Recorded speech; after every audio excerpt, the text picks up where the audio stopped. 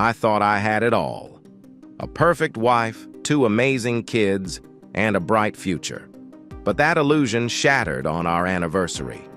I came home early, only to find my wife tangled in bed with another man. The betrayal was like a knife to the heart. She begged for forgiveness, but I couldn't forgive. Not after 17 years of lies. I left everything behind, moved to a new city, and rebuilt my life from the ground up. Now, with Catalina by my side, I've found real happiness. But the past isn't easily forgotten and the scars remain. This is my story, a journey from devastation to redemption. My name is Nathan Howell. I'm 37 years old and thought my life was on track. I work as a rising bank manager at a big bank. One day I came home early to celebrate our anniversary, but my life took a bad turn. I walked in and found my wife in bed with another man. I will never say her name again, so let's call her Bitch. She had the nerve to tell me to leave so they could finish. I left all right, straight to a motel. I couldn't stand to sleep in that bed or stay in that house again, wondering how many men she had been with behind my back. We got married young, thinking we were in love. I did love her then, but now I doubt she ever loved me. We had a daughter a year into the marriage and a son 2 years later. They are my kids. I had them tested the week after I left their mom. So there I was in my motel room, paid in cash so she couldn't track me. I planned to pay off our shared card and cancel it the next day. I couldn't do much with my money that late at night, so I knew I had to act fast in the morning to protect what I had worked hard for. I wasn't letting her get 1 cent more than she deserved in the divorce. I wanted revenge. I was making calls and searching online for the best divorce lawyer in town. Money wasn't an issue since I made good money and had a promotion coming up. I also knew banking tricks to keep my cash safe. I thought about going home to pack my stuff while she was at work.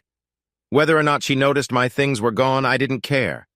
She tried calling me many times, but I never answered. Then she texted saying I could come home now. She cleaned up and said it meant nothing. Did she not know me at all? As it got later, she started begging, knowing the kids would be home wondering where I was. They'd usually expect me home so we could go out for dinner for our anniversary. Did she really think I'd want to celebrate after catching her with another man? She must be out of her mind. Then my daughter called. It hurt to lie to her, but I wasn't going back home, not that night or ever, except to pack my things. "Hi, honey," I said, trying to stay calm. "Dad? Where are you? Mom's freaking out?" Good, I thought. Either she couldn't find me or she was worried I had told the kids what she did. "Sorry, baby, I had to go on a business trip at the last minute. But don't worry, I'm not alone. You remember Miss Tyler?" "Yeah, she was nice, but why are you on a business trip with Miss Tyler?" I grinned when I heard the bitch's "what" in the background. The bitch hated Miss Tyler for no good reason. She was a kind woman and a lesbian. Maybe the bitch feared someone would steal me away. I wish someone had. Then I wouldn't have wasted 17 years with her. "Oh, the speaker for a conference got sick, and since today is such a big day," I said sarcastically, hoping the bitch was listening, "my boss asked if I could help, and Miss Tyler is going too." "But when will you be home?" "I don't know, maybe a week. Miss Tyler wants to explore the city while we're there, so—" Just then, the phone was snatched from my daughter's hand. "Nat, you come home right now." "It's Nathan or Mr. Hal to you," I replied coldly. "You lost all rights to my name when I found you with another man in my bed." "Nat, Nathan, I know you're upset. We can work this out. It meant nothing." "It means something to me, you stupid woman." "Fine. If you want to act like a child and not talk this out like adults, go ahead, stay away, but know this. I am going to be with every man I can from now on in this house." "Go ahead, bitch. You're dead to me now anyway," I said, and hung up. Things went downhill from there. I had movers come in and pack my belongings the next day while she was at work. I stored everything in a unit across town, paying in cash for 3 months until I could find an apartment. My marriage might be over, but I wasn't going to vanish from my kids' lives. I had a meeting with a lawyer the day after I left home. I also closed our shared bank account. I put half the money into an account for her and moved the rest to a place she couldn't touch. It made me laugh. At work, I made a big scene by smashing my wedding ring into a useless piece of metal before throwing it away in front of everyone. If that didn't start some talk, I don't know what would. After talking to my lawyer, she had a private investigator follow my ex. I didn't care, really, I just wanted her gone. But things really exploded when she got served with the papers. I wish I could have seen her face. The private investigator got some juicy details, and I felt so vindictive. If you mess around with a married person, expect payback. From what I heard, those men she messed with ended up with nothing, especially her boss. His wife took him for everything, $20 million. I laughed so hard when I heard that. His wife was smart and had a prenup with a cheating clause. I missed my kids, though. My ex was messing with my visitation days. My lawyer handled it. I didn't need to be there, but I heard the judge warned her that if she missed one more visit, she'd go to jail. The first visit didn't go well. My kids blamed me for breaking up our family. I told them it was their mother's fault without going into too much detail. I explained I caught her with another man in our bed. Then my world fell apart. "Dad, do we have to keep doing this?" my 16-year-old daughter asked as we ate lunch at Hardee's. I noticed my ex still sitting in the parking lot. "What do you mean, honey?" I asked. "I mean, do we have to keep coming on the weekends?" Those words hit me hard. "Do you not want to see me?" I asked calmly as I put my drink down. "I don't mean that, just that we could see each other on birthdays and holidays." "Is this what you want, too?" I asked my almost 14-year-old son. "Dad, why do you have to make a big deal out of it? It's just something that happened. Can't we just go back to the way things were?" My eyebrow twitched when he wouldn't look at me. "So, I'm just the gift giver to you? Is that all I'm good for?" "That doesn't work for me. I'm your father or I am not. Choose," I said firmly. I hoped they wouldn't buy into their mother's lies. I was wrong. "Well, Mom's boyfriend is nice. He takes us places when you aren't." "You knew!" I yelled, knocking my drink off the table. My kids jumped. "Fine. You don't want me as your father anymore, so be it. I have no children now. Have a nice life." With that, I walked out of the restaurant and their lives. Did I hear them calling after me? Yes, but I wasn't about to turn around so they could hurt me more. I was a wreck. I raised those kids, went to every game, cheered them on. That's what a father does. Be there for their kids, at least the ones who care. When the promotion came through, I didn't think twice. Moving to Charlotte, North Carolina, to take over the regional manager position for the Southeast seemed perfect. I sold the bedroom items I bought for my kids. Why keep stuff that only makes you feel worse? Did the kids try to call? Yes, but I didn't answer. If they didn't want me, it'd be better not to hear their voices. A heart can only break so much before it's beyond repair. When it came time to sign the divorce papers, my ex had the nerve to bring her boyfriend along. "This didn't need to happen, Mr. Hal," she said smugly, but her look quickly faded when she saw my anger. "We could have worked things out, but you had to throw away 17 years. "No, you did that the moment you let that guy in," I said. "I wasn't going to let you string me along anymore." "All right, okay, I did. So what? I had a blast." I looked down as my lawyer put her hand on my arm, keeping me calm. "Miss Smith, we aren't here for you to provoke my client. If that's all you're here for, then this meeting is over. We'll see you in court," my lawyer said, gathering her papers. All right, she sighed. The best thing that came out of all this? No alimony. She thought her new boyfriend loved her and planned to marry him even before the ink was dry. Fine, let him keep her. It's his problem now. Taking out my checkbook, I was excited to write one check. It was the full amount for child support for the next 6 years. I handed the check to my lawyer after writing in the memo, "Eat dirt, choke on it, and die." As I signed the divorce papers, I noticed a small smile on my lawyer's face when she saw what I wrote. I pushed the check across the table and stood up. I didn't want to stay in the same room as my ex-wife. I felt so dirty. "What's this?" my ex-wife yelled. "That's the full amount for your child support. Don't expect another check," I heard my lawyer say as I walked out of my old life.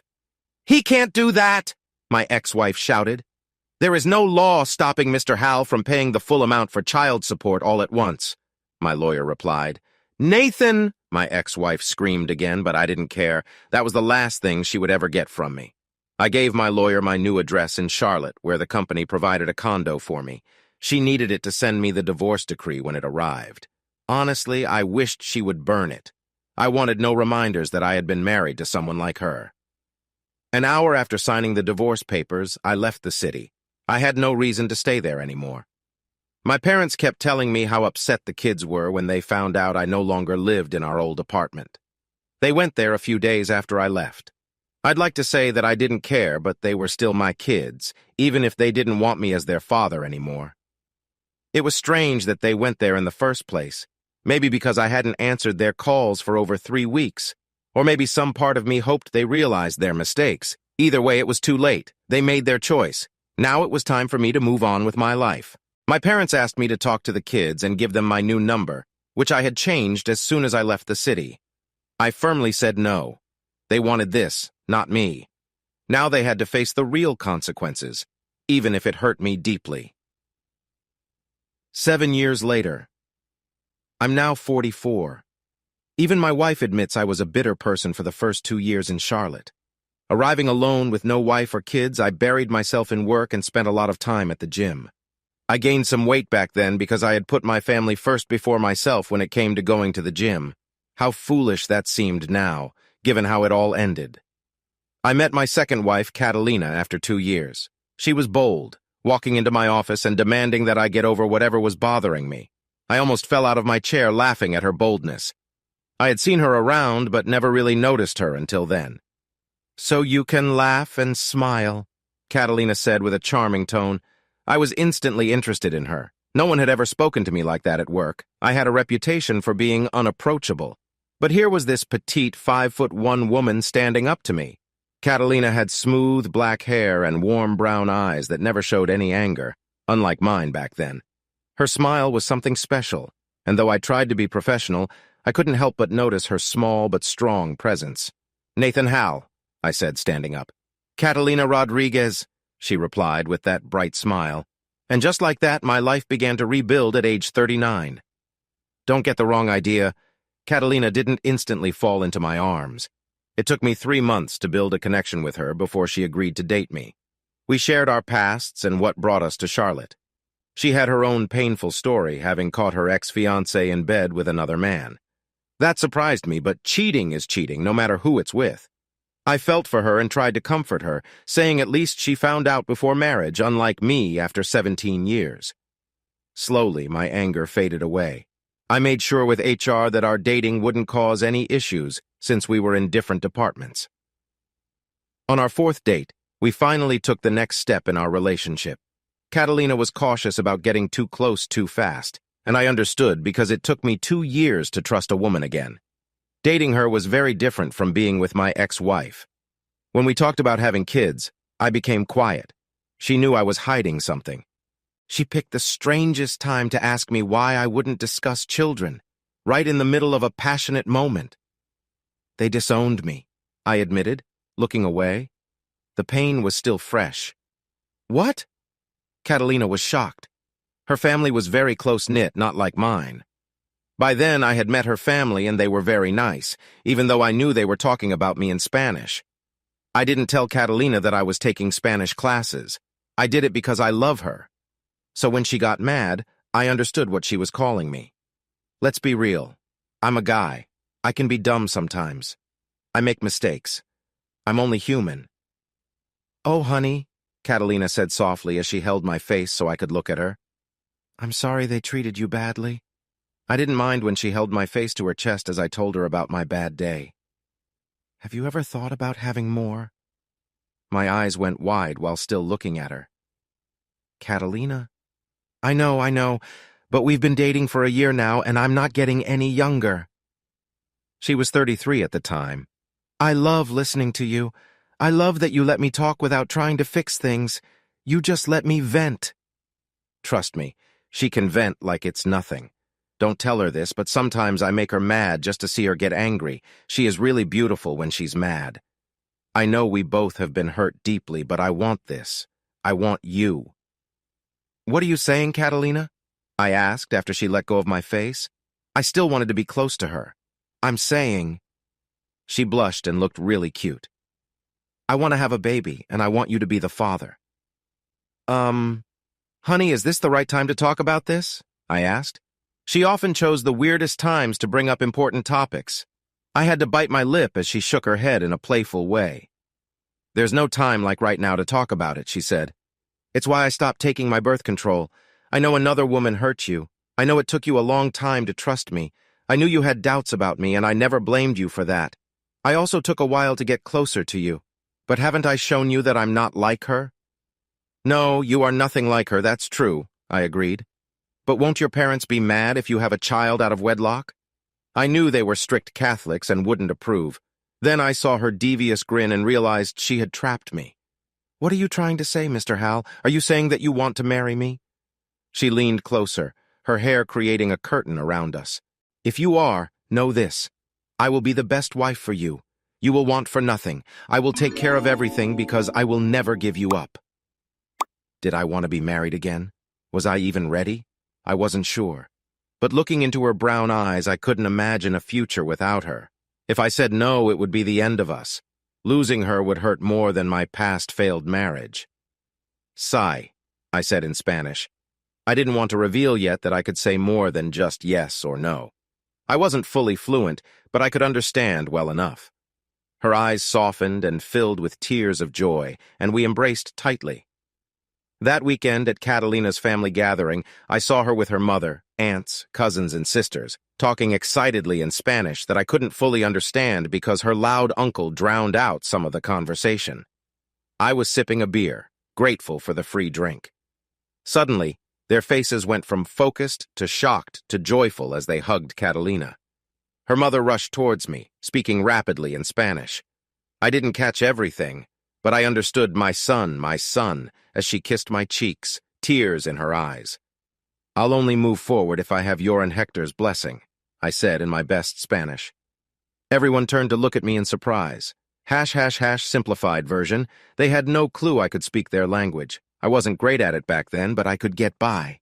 I could understand it better than I could speak it. Nathan, honey, when did you learn Spanish? Catalina asked in English, sounding both amazed and happy. I think she knew I learned it to understand her better and fit in with her family. The day you said yes to our first date, I replied in Spanish. I watched as her hands flew to her mouth and happy tears filled her eyes. Are you fluent? Her mother asked, speaking only in Spanish. No, I'm still learning. I can understand you, but I can't say everything right. Yet, I answered, staying in Spanish. You'll get there. See, Catalina? He's a keeper, much better than the last one, her mother said with a approving nod. And I'm never letting him go, Catalina said, dreamy-eyed but serious. From then on, English was not allowed at family gatherings to help me practice Spanish. Catalina took my lessons to a new level. If schools taught like she did, learning a new language would be easier. Though, let's be honest, the way she taught wouldn't be okay for school. Trust me, I learned many new words. When it was time to tell my parents I was getting remarried, I dreaded the trip back after 3.5 years. My daughter might be in college if she went. After what happened at the restaurant, I stayed away from my family. Losing touch with my kids broke my heart. It wasn't a secret I was dating again, but they didn't expect me to show up with Catalina. Were they happy to see me? Yes. Did they push me to contact my kids? Yes. Did I? No way. I wasn't opening that can of worms. They were happy for Catalina and me, but I could see they were sad I wouldn't reach out to my kids. We stayed until Sunday afternoon before heading to the airport. I thought I saw my daughter driving a '96 car. She hit the brakes hard, so maybe it was her. Did I stop? No. 6 months later, Catalina and I got married. I flew my parents in. They weren't happy I didn't invite my kids, but they cut me out first. Why should I include them now? No one knew Catalina was 1 month pregnant. We honeymooned on a cruise. It wasn't my favorite thing, but it was nice. Married life settled in. I knew what to expect. Catalina did not. We both made mistakes, but we are human. Her wild moods drove me nuts, and I'm sure I did the same to her. But we talked through it, like a good couple should. No hiding, no cheating, none of the mess like with my first wife. Then the big day came. Catalina's water broke while she was at her desk. I rushed to her. Our daughter, Alondra, was born at 2 a.m. the next morning, crying loudly with beautiful black hair like her mom. Watching them, I couldn't imagine a better sight than Catalina holding our daughter. I love you so much, Catalina whispered, holding my hand. You've given me the best gift. I love you too, now and forever, I whispered back. touching my forehead to hers before kissing her and our baby. "Can you get our family? They must be eager to know," Catalina said, squeezing my hand. "Sure, honey," I replied, smiling warmly. Her family gathered around the bed, cooing over our daughter. The men congratulated me. I thanked them, but said Catalina did the hard part. I only got a fractured hand. They laughed. Life moved on. I think I didn't sleep for a month in that first year. Alondra was never ignored or brushed off. Catalina's family spoiled her, and I did too. It's a dad's job to spoil his daughter. 3 years later, Alondra was in daycare. I watched the video feed they provided for parents. Catalina often called me to say Alondra was doing something cute. We taught Alondra both English and Spanish. Her mom sang to her in Spanish, and no child wants to miss out on that. Recently, she started mixing Spanish and English using Spanglish. It confused me at first, but I read up on it. Our lives weren't perfect, but they were our lives. Nothing is perfect, but if you work together, stick with each other no matter what, and talk to each other, it can get pretty close. Then my phone rang. I didn't know it, but my past was about to catch up to me. I picked it up and answered without checking who was calling. If I had checked, I might not have answered. "Hello," I said, smiling as I watched Alondra play with her friends. "Dad?" My heart felt like it was beating in my ears. "Dad, please talk to me?" "Who is this?" I asked, even though I knew. "Don't you remember my voice, Dad? It's me, your daughter. The only daughter I have is 4 years old," I said before hanging up. I hated doing that. My phone kept ringing. "Yes?" "Please, Dad, please talk to me." I could hear the tears in her voice. "What do you want, Amber? Is your new stepdad not making you feel comfortable?" I asked, clearly annoyed. "What do you want from the man who raised you when you left him for something else?" "Please, Dad, can we not fight? Please?" Her voice sounded so close to breaking. "Then tell me what you want so I can go back to watching my daughter.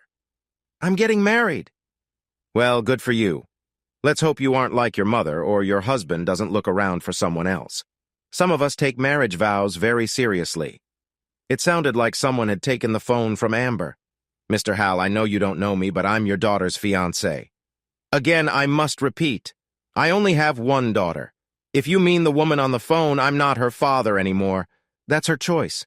So what do you want from me?" I asked, tapping my desk. "Well, she wondered if you would walk her down the aisle." "And why can't her stepdad do that?" "If you mean the man her mom married, that didn't last." "Not surprising. So, what should I tell her?" "Tell her to find someone else. I only have one daughter," I repeated. "And don't call me again." Was I being mean? Maybe. My hurt from their rejection was in my words. I shouldn't have picked up the phone again, but I missed hearing my daughter's voice. "What?" I sighed. "Please, Daddy, don't hang up. I'm sorry, I was foolish. I shouldn't have listened to Mom. She thought if we left, you would come back, but you didn't. And I lost my dad." I rested my elbow on my desk, keeping my fingers over my eyes to stop tears. But it didn't work. Here was my little girl, whom I taught to walk, talk, and have fun with, crying on the other end. "And what do you want from me now?" "I want to be your daughter again. I want to talk to you like before." "I don't know if that can happen. You hurt me deeply. Do you know how awful it is to know your own kids don't want you?" "I know, and I can't apologize enough. But I've missed you so much. I go to Grandpa's every Sunday hoping you called or sent a message, but nothing. Never a word. That's when I knew we messed up. They always tell me you don't want to talk to us, but Daddy, it's been 7 years, and I don't want to miss any more of your life." "And your mother? Who cares what she thinks? She caused this mess in the first place." I had to laugh at that. And where was this fire 7 years ago? I was a kid. I didn't know what Mom did was wrong. I had no idea what love really meant. I couldn't help but smile. "We didn't understand the outcome of following Mom's plan. We just wanted you back. We tried to call you as you walked away, but you never turned around. If you had, you'd have seen how upset we were. We would have taken it all back right then." "How's your brother?" I asked, trying to stay calm. "Oh, Carson's doing great. He joined the army to get away from Mom." "He did?" Fear gripped me at the thought of my son far away, in danger. "Yeah, but he says he'll only do 4 years, so he should be out next year." She sounded hopeful. "Dad? Did you get remarried?" "Yeah, why?" "Don't be mad, but I found you on Facebook." It wasn't my page, but one Catalina set up for her relatives in Mexico to see how we were doing and how Alondra was growing. I wish I could have been there. I bet it was beautiful, she sighed. So, Dad, what's my sister's name? Alondra Hal, I said proudly. She looks so sweet. I'd like to meet her when you're ready, no rush. I could hear the fear in her voice that if she pushed too much, I'd stop talking to her. Honestly, I couldn't say. I had mixed feelings. Dad? I want you to meet David. He's a good man. He reminds me of you. Can we come to see you? We promise we won't bother you or your new family. I really want to know them. I don't know. I'll have to talk to Catalina. I understand. Please, Dad, don't forget about me. Amber, I've never forgotten you, I assured her. How could I? You're my daughter. You're always in my heart. Oh, Daddy. I heard her sigh and start crying again. Then I heard someone move on the other end of the line. Mr. Hal, would it be okay if we called you back? Amber needs a moment. I glanced at the clock. It was time to pick up Alondra from daycare. Catalina and I take turns picking her up so we each get some quiet time before coming home to our energetic 4-year-old. Don't get me wrong. I love Alondra so much, but she can be a handful. Growing up is all about testing limits. I need to pick up my daughter from daycare. She can call me back in an hour, I said, packing my things and closing my briefcase. I understand. I'll tell her. I took out my cell phone. I opened a file I hadn't looked at in years because it was too painful. A picture of my daughter, taken when she was 14, filled my screen. A tear formed as I traced her face with my thumb, wondering how life might have been different if I had made a different choice that day in the restaurant. I missed them so much. Closing the picture, I dialed my wife's number. Yes, love? Catalina's comforting voice came through the phone. Guess who called me just now? I replied in Spanish. We spoke Spanish at work for privacy. Who? My daughter, I heard her gasp. Are you okay? She sounded worried. Honestly, I don't know, I admitted as I walked to the elevator to go down to the daycare on the 5th floor. What did she want? She's getting married and wants to meet you and Alondra, I said as I waited for the elevator. I see. We'll talk more when I get home. Are you on your way to pick up Alondra? Of course, dear, I said with a smile. Good. Catalina's voice had a loving tone. She always sounded like that when she saw me with Alondra. I'll be home soon. Do tacos sound good for dinner? Honey, if you're cooking, I'll eat 6 of them, I joked. I loved her cooking, even if I didn't like some dishes like refried beans. A smirk formed on my lips hearing her soft laugh. I set down my briefcase and knelt as my daughter came running toward me, shouting, Daddy! I hugged Alondra tightly as her little arms wrapped around my neck, just like Amber used to do. Ready to go home? I asked. She nodded excitedly. I lifted my 4-year-old in my right arm and nodded to the daycare worker. Did you have fun today? I asked as we left. Alondra chatted happily about her day while I carried her to the car. Normally, Catalina and I share a car, but I go in early on my pickup days so I can leave early. Go put your things away, honey, I said as we entered our 3-bedroom condo. Catalina and I bought it after our honeymoon because the company provided one was too small once Alondra was born. It warmed my heart to hear my daughter's feet running to her room. As I changed out of my suit, my phone rang. Hello? I answered as I pulled down my t-shirt. Comfortable clothes are a must when chasing a 4-year-old. Dad? My lip trembled hearing my son's voice. Dad, I have Carson on a 3-way call. He wanted to talk with you too when I told him I reached you. And how did you get my number? I asked as I walked to the living room. Alondra sat at the coffee table with her coloring books and crayons. I got her favorite cup from the cabinet, poured apple juice into it, and screwed on the lid with a straw to prevent spills. Here you go, honey, I said lovingly, setting it in front of her. Gracias, papi, Alondra said with a big smile. De nada, mi amor, I replied, seeing her cheeks redden like her mother's. Dad? Who was that? Carson asked, confused. My daughter, I said truthfully, sitting on the couch. Your baby sister, I informed them. Alondra's head snapped up at that. Poppy, do I have a brother? Alondra asked, switching to English as she often does. I got used to it, so I just go with it. You do, I nodded. And a sister. I smiled, watching my daughter jump from her seat and race around the table. She climbed into my lap. Daddy, I want to hear too, Alondra said, looking up at me with her big, bright eyes. Okay, sweetie, I said, putting my phone on speaker. Carson, Amber, I'd like you to meet your sister, Alondra. Say hi, honey, I encouraged her, rubbing her back. Hi, Alondra said excitedly, bouncing on my leg. English, sweetie. They don't know Spanish, I explained. She nodded, understanding. Hello, little sister, I'm your big sister, Amber said, her voice shaking. Hi, where are you? Are you here? Are you coming over? Alondra asked quickly, excited as always. That would be hard for me, little sis. I'm in California right now, but I would love to meet you, Carson said. I could hear my son holding back his feelings. Amber told me you joined the army. I did. I had to get away from Mom. It got worse after you left. I'll explain later. No, don't. I don't care what happened to her. That's in the past, and I'd rather keep it there, I said firmly. Okay, I heard my son sniffle. So, Dad, I heard you got married again. I did. She's the most amazing woman you'll ever meet, I said proudly. I hope I can, if it's okay with you. I know I said something hurtful that day. For the past 7 years, I've hated myself for it. Can you forgive me? We all handled that day terribly. I let my emotions control me, but I was very hurt. I know, Dad, and we are very sorry. But can we try to rebuild our relationship? David and I want to be part of your lives, Amber cut in. First, answer my question. I found it at Grandpa's one day when I was helping clean a room. They said they wanted to give it to us, but you always told them no.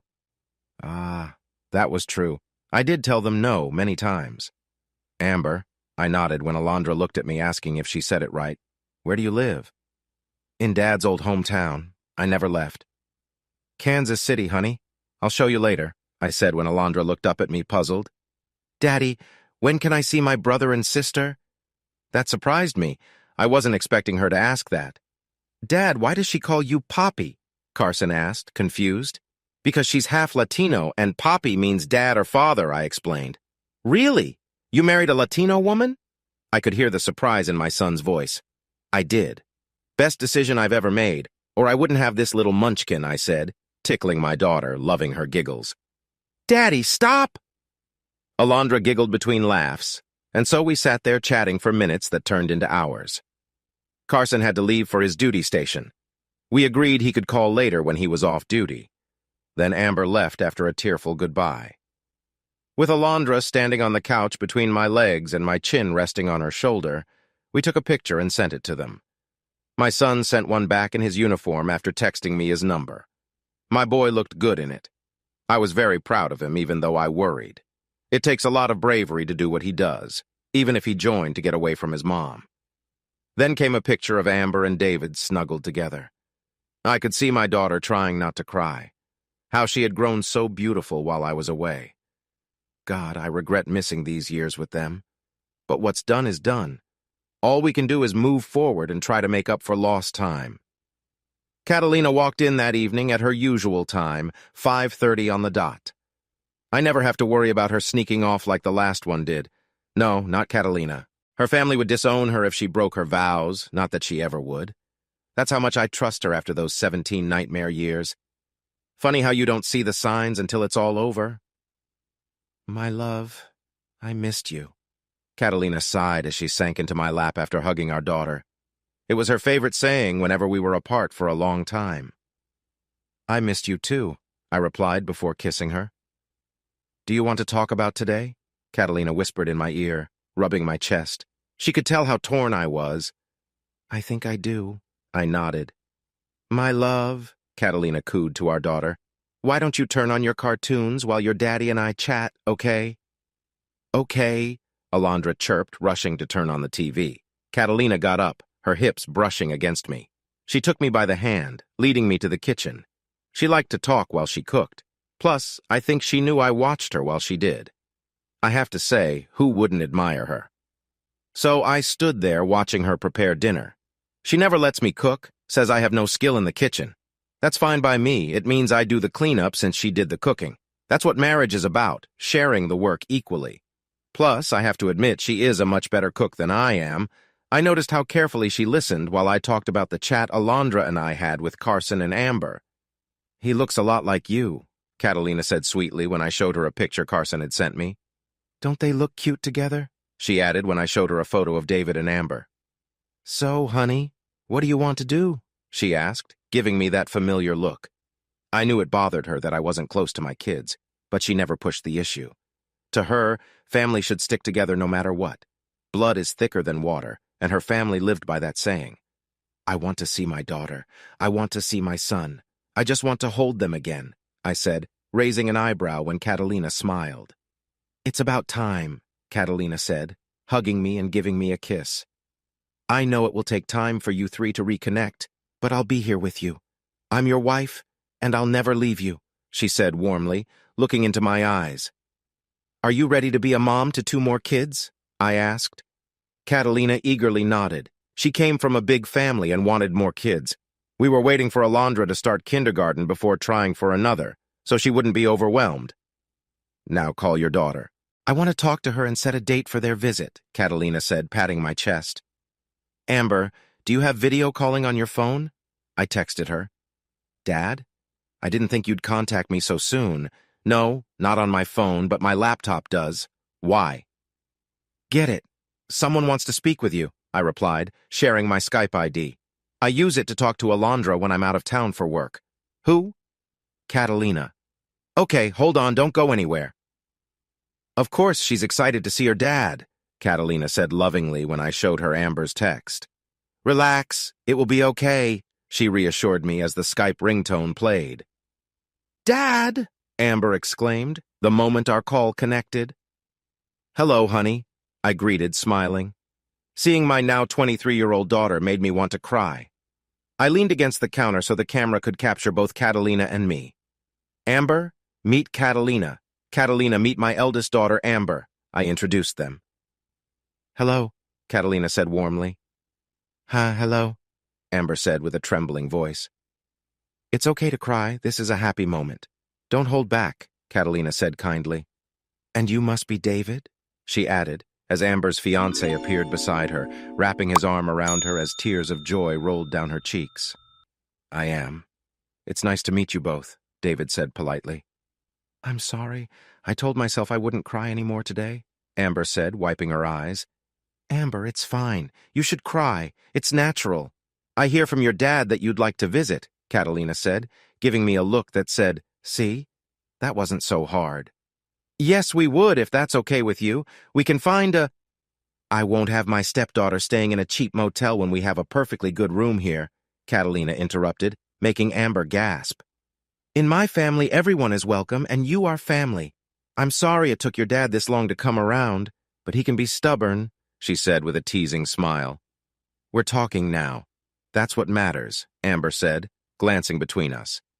So, I couldn't help but glance at my wife as she reached for her spice mix for tacos. She caught me and playfully smacked my arm, her cheeks turning red. Even after 5 years, she still had that first date glow. Not this weekend, but next. We're free to fly in for a few, Amber began. No, Catalina interrupted. You must stay a week. How else will we get to know each other? 2 days isn't enough, she said in her motherly tone. When's the wedding? March 16th next year, David answered. Does Alondra have anything planned in the next 3 weeks? Catalina asked, knowing I'd remember. No. Then you fly in on that Saturday and stay till the next Sunday. Since you're joining this family, you must meet everyone, Catalina said as she stirred the sizzling meat with onions and green peppers. Dad, you okay with this? Amber asked nervously. I am. I want to see you, honey. I've missed you so much, I said honestly. And I missed you too, Amber said, fighting her emotions. David, can we? Of course, whatever you want. I couldn't help but feel that David was a good guy, even though no father likes his daughter's boyfriend at first. We just need to ask for the time off. You both work at the same place? I asked, raising an eyebrow. Yes, I work as a pharmacy tech, and David is my boss, I said, noticing the affectionate way my daughter looked at David. Remember, we met at work too, Catalina said with a playful smile. You did? Amber asked, clearly interested. It's not a story for little ears, I said, hearing my daughter's fast footsteps approaching. Mama, can I have more juice? Alondra asked, holding out her glass. Of course, my love. Catalina wiped her hands on a towel hanging from the oven handle. "Papi, who are you talking to?" Alondra asked, looking up at me as I held my phone. Amber cupped her mouth with her hands as Alondra stood before me. "Your sister," I replied, smiling at my daughter. "Really?" Alondra squealed. "Hi!" She waved excitedly. "Hello, Alondra, nice to see you," Amber said kindly. "You look so pretty. Are you coming to visit us?" Alondra asked eagerly. "Very soon, and thank you, you're adorable," Amber smiled. "I know," Alondra said with a big grin, soaking up the compliment. "Alondra, why don't you watch your show while we finish talking?" Catalina said gently, giving Alondra her drink. "Bye, big sister." Alondra waved at the phone and scampered back to the living room. A few minutes later, she came running back with a drawing. "Look, Papi," she said excitedly, holding up a picture with 5 stick figures under a blue sun. "What do you have there, sweetheart?" I asked as Catalina looked too. "A picture of all of us," Alondra said proudly. "Oh? Mm-hmm. That's you, Mama, my brother and sister, and that's me." Alondra pointed to each person. "But why is the sun blue?" "Because it's pretty," Alondra said confidently. It made sense to her, and I wasn't going to criticize her art. That would be unfair as a father. "Should we put it on the fridge for your sister to see when she comes?" I suggested. Alondra nodded enthusiastically. "Go on, let Papi and I finish talking with your sister," Catalina said, leading Alondra out of the kitchen after she had hung the picture on the fridge. "Okay, dinner is almost ready. We must say goodbye for now." "It was very nice meeting you. I've wanted to since your father told me about you, but you know how stubborn he can be," Catalina said, making Amber laugh. "Have a good night and don't hesitate to call." "We will. Bye, Dad. I love you. We'll call when we have news about our vacation," Amber said, kissing her fingers and touching the screen. "Now the handsome father should set the table," Catalina said, giving me a knowing look. Dinner was amazing. I ate 4 tacos that night. Afterward, I took Alondra to her room while my wife walked slowly to our bedroom. I watched as she unzipped her skirt, letting it drop to the floor. She looked beautiful. I felt a strong desire as I knew what awaited me. It was the longest 20 minutes, knowing my lovely wife was getting ready. The sweet scent she wore filled the room. Sometimes we didn't have time for these moments with a young child to care for. There she was, standing by the doorframe. My eyes moved over her body, seeing her lightly trimmed hair and toned legs. Her touch felt incredible. "Ready for the ride of your life?" Catalina asked in a sultry voice, her eyes scanning my body as I quickly undressed. "Take me to heaven," I replied, seeing the passion in her eyes. The next day, Carson called. He apologized for not calling the night before, realizing it was late on our side. We talked for hours, so I didn't get much done at work. Luckily, as the boss, I could. Alondra often asked when her sister was coming, so when Amber and David flew in, I left our condo early. Catalina wanted to join, but waking up Alondra at 5 on a Saturday was impossible. Driving to the airport, I was nervous. I watched the arrival board pacing. TSA agents noticed, but didn't approach. Then I saw Amber and David. Amber saw me and ran towards me. "Dad!" Amber cried, hugging me tight. I hugged her back just as hard. It had been 7 years since I last saw her. We hugged for 5 minutes, despite the looks from others. David waited patiently. He was tall, neatly dressed, and made a good impression. "Dad, meet David," Amber said, introducing her fiancé. "David Callister," he said, shaking my hand. "Nathan Hal," I replied, noting his firm handshake. "Dad? Where are the others?" Amber asked, looking around. "It's hard to wake a 4-year-old at 5 in the morning without cartoons," I explained. "Catalina stayed at home with her." "Right," Amber said, looking a bit shy. "Are these all your bags?" I asked, noticing David holding one suitcase by its long handles. "Yes, sir," David replied politely. "Okay, my car's this way," I said, nodding toward the exit. Halfway to my car, my phone rang in my pocket. "Hey, honey," I answered when I saw my wife's name on the screen. "Hi, love. Are they here yet?" I could hear her moving around in the kitchen. "Yes, we're walking to the car now. We should be home in about 30 minutes, depending on traffic," I said, pressing the button on my key fob to unlock the car. "Great. I'll start breakfast and make some coffee. Can Amber eat eggs?" "Let me ask David," I said, turning back to the 2 behind me. "Are you allergic to eggs?" "No, love them," David said with a big smile. He can eat eggs, I said, knowing what she had in mind. Good. The veggies will take a bit to cook, so we'll be ready when you get home. Drive safe, sweetheart, she said warmly. Always, honey, I replied while opening the trunk. I love you. I love you too, she answered. Dad, when did you learn Spanish? Amber asked as David put their bags in the trunk. After I asked Catalina out on our first date, I admitted. Oh. Amber's eyes widened. You must have really liked her to learn it. Yeah, I was really taken by her, just don't tell her that, I said with a warm smile. Does she know? Amber asked as David closed the trunk. Yes, I said, walking to the driver's door. Did you ever do that for... Amber started to ask, but I cut her off with a sharp look. I did everything to make that woman happy, but it was never enough for her, I said angrily. Sorry, Dad. I shouldn't have brought it up, Amber said, shaking her head. I promised I wouldn't, but... It's okay, Amber.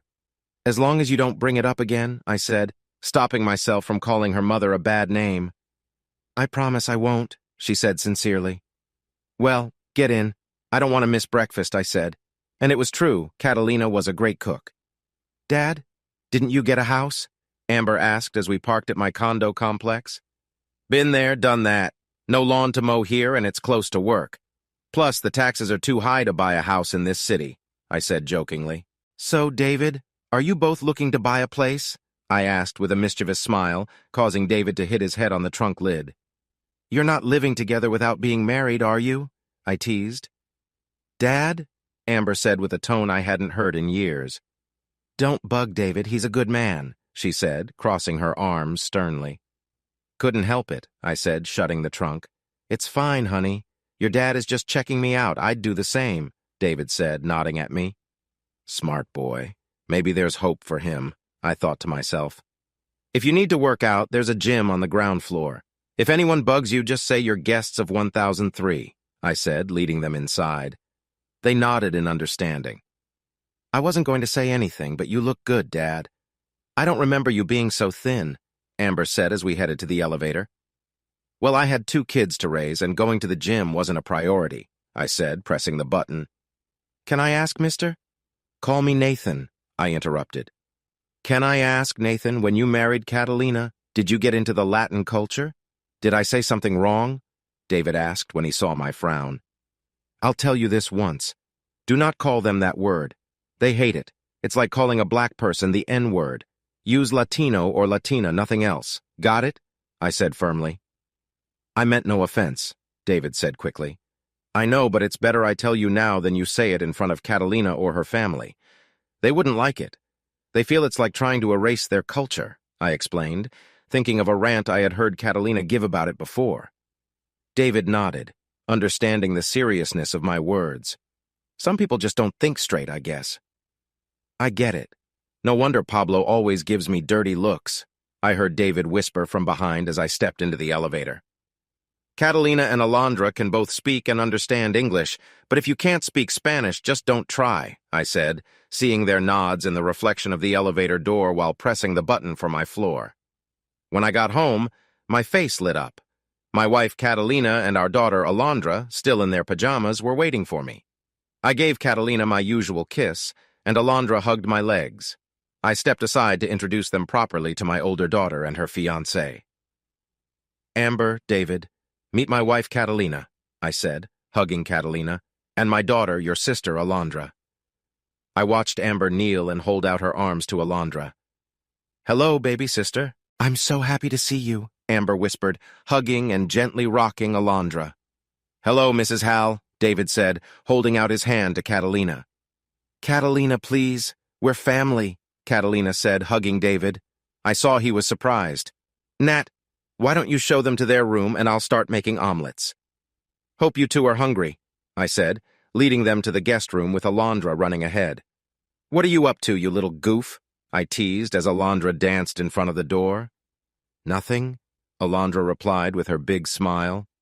When you're done unpacking, there's coffee in the kitchen, I said, standing in the doorway with Alondra holding my hand. We will. We skipped breakfast to catch our flight, Amber said, putting her suitcase on the bed. Great, because Catalina likes making big meals. It reminds her of her childhood. Let's give them some space, I said, patting Alondra's hand. See Poppy, Alondra said, looking up at me. He seems nice, Catalina said as I walked into the kitchen while Alondra went to watch her favorite show. He is a very polite guy, I said, getting mugs for everyone. It smells wonderful in here, Amber said behind me. I thought she would be unpacking. Couldn't wait for the coffee, didn't want to fall asleep before breakfast, she said, like she read my mind. Thank you, Catalina said, proud of her cooking. I watched as Amber's eyes lit up when I set a fresh cup before her. Creamer is in the fridge, or there's milk, and here's the sugar, I said, pushing the dish towards her. Thanks, Dad. This is perfect, Amber sighed, smelling the coffee. She mouthed a thank you to Catalina, who nodded in return. Amber quickly fixed her coffee the way she liked it. So good, she murmured into her cup. Thank you. My cousin owns a coffee farm in Mexico and sends us a couple of bags each month because your father loves coffee, Catalina said with a knowing smile. It's true. Her cousin likes me because I helped save his business 2 years ago. Now I own a small part of the farm and get free coffee. Not a bad deal. Really? Amber looked at me. Oh yes, your father is very kind, Catalina said with a smile as she made the omelets, adding caramelized onions, roasted peppers, and tomatoes. She made a smaller one for Alondra, knowing she wouldn't finish a big one. My eyes couldn't help but follow Catalina as she bent down to get the croissants from the oven. I love admiring my wife's figure. Now, Nat, be useful and take these to the table, Catalina teased, handing me 2 plates. Alondra, come to the table, I called, seeing her glued to the TV. See, Poppy, Alondra said, sliding off the couch and hurrying to her usual spot. Gracias, Poppy, she said with a loving smile when I set her chocolate milk before her. You're welcome, honey, I whispered, kissing her head. I noticed Alondra nodded eagerly when Amber asked to sit next to her. Oh, this is so good, Amber said. I hope it's not too spicy for you. Your father doesn't like a lot of spice, Catalina said kindly. No, it's got just the right kick, Amber said. I wouldn't mind some spice. Thank you, David said with a smile when Catalina handed him a bottle of hot sauce. It's hot, so use it sparingly. I'm used to it, she said. Thank you, David replied, taking the bottle. I watched David take a small bite of his omelet to test the taste. Are you okay? Catalina asked, patting David's back as he felt the heat of the sauce. Never better. What's it called again? David asked, not seeming upset but adding more sauce to his omelet. It's called El Yucateco Black Label Reserve Chili Habanero Hot Sauce, Catalina said. I order it from Mexico. It's pretty hot, but not the hottest. Do you like it? Oh yeah, much better than Tabasco sauce, David said with a nod. Great. You'll love our family get-together then. Everyone brings their favorite hot sauce, Catalina said, smiling happily. We're going to the zoo in Asheville tomorrow. Would you two like to come with us? I asked, noticing Alondra getting excited. Only if we won't be a bother to you 3, Amber said, looking around shyly. Amber, you're not a bother. You're family. Never think that, Catalina said in a motherly tone. Catalina comes from a big family and prefers a full house. Though she loves us deeply, I know she enjoys having more people around. She has been so excited all week with everyone here. So, how did you two meet? Catalina asked, settling into her chair on our balcony and sipping her coffee. David was already working at the store when I got hired to work in the pharmacy as the assistant manager, Amber said, sitting at the small round table with us while Alondra watched her cartoons. Worked your way up, huh? I said, and David nodded. I respect that. What are your plans for the future? I plan to get more experience for a few years and then aim for a corporate job at the company, David said, and I nodded in approval. Do they have a training program for that? Catalina asked, resting her hand on my leg. They do, but I want to be sure they won't turn me down. That's why I'll wait a few more years, David explained, sipping his coffee. Sounds smart, I nodded. I knew if he were in my bank region, I'd also look for someone with a bit more experience before promoting them. So, how did you two meet? Amber asked, her eyes moving between Catalina and me. We looked at each other, silently deciding who would tell the story. In the end, I thought Catalina telling it would be funnier. Well, we have to go back to when your father first arrived here. At the time, I was engaged to someone else, but he wasn't loyal, Catalina began, with David nodding in understanding. I always saw your father walking around with a grumpy face. I mean, he is handsome, but I was engaged and I don't cheat. I noticed Amber lowering her head. Over 2 years, his grumpy face stayed. One day I walked into his office. I had been single for a few months and told him to cheer up, and who knew he could laugh? She teased me. Then we became friends.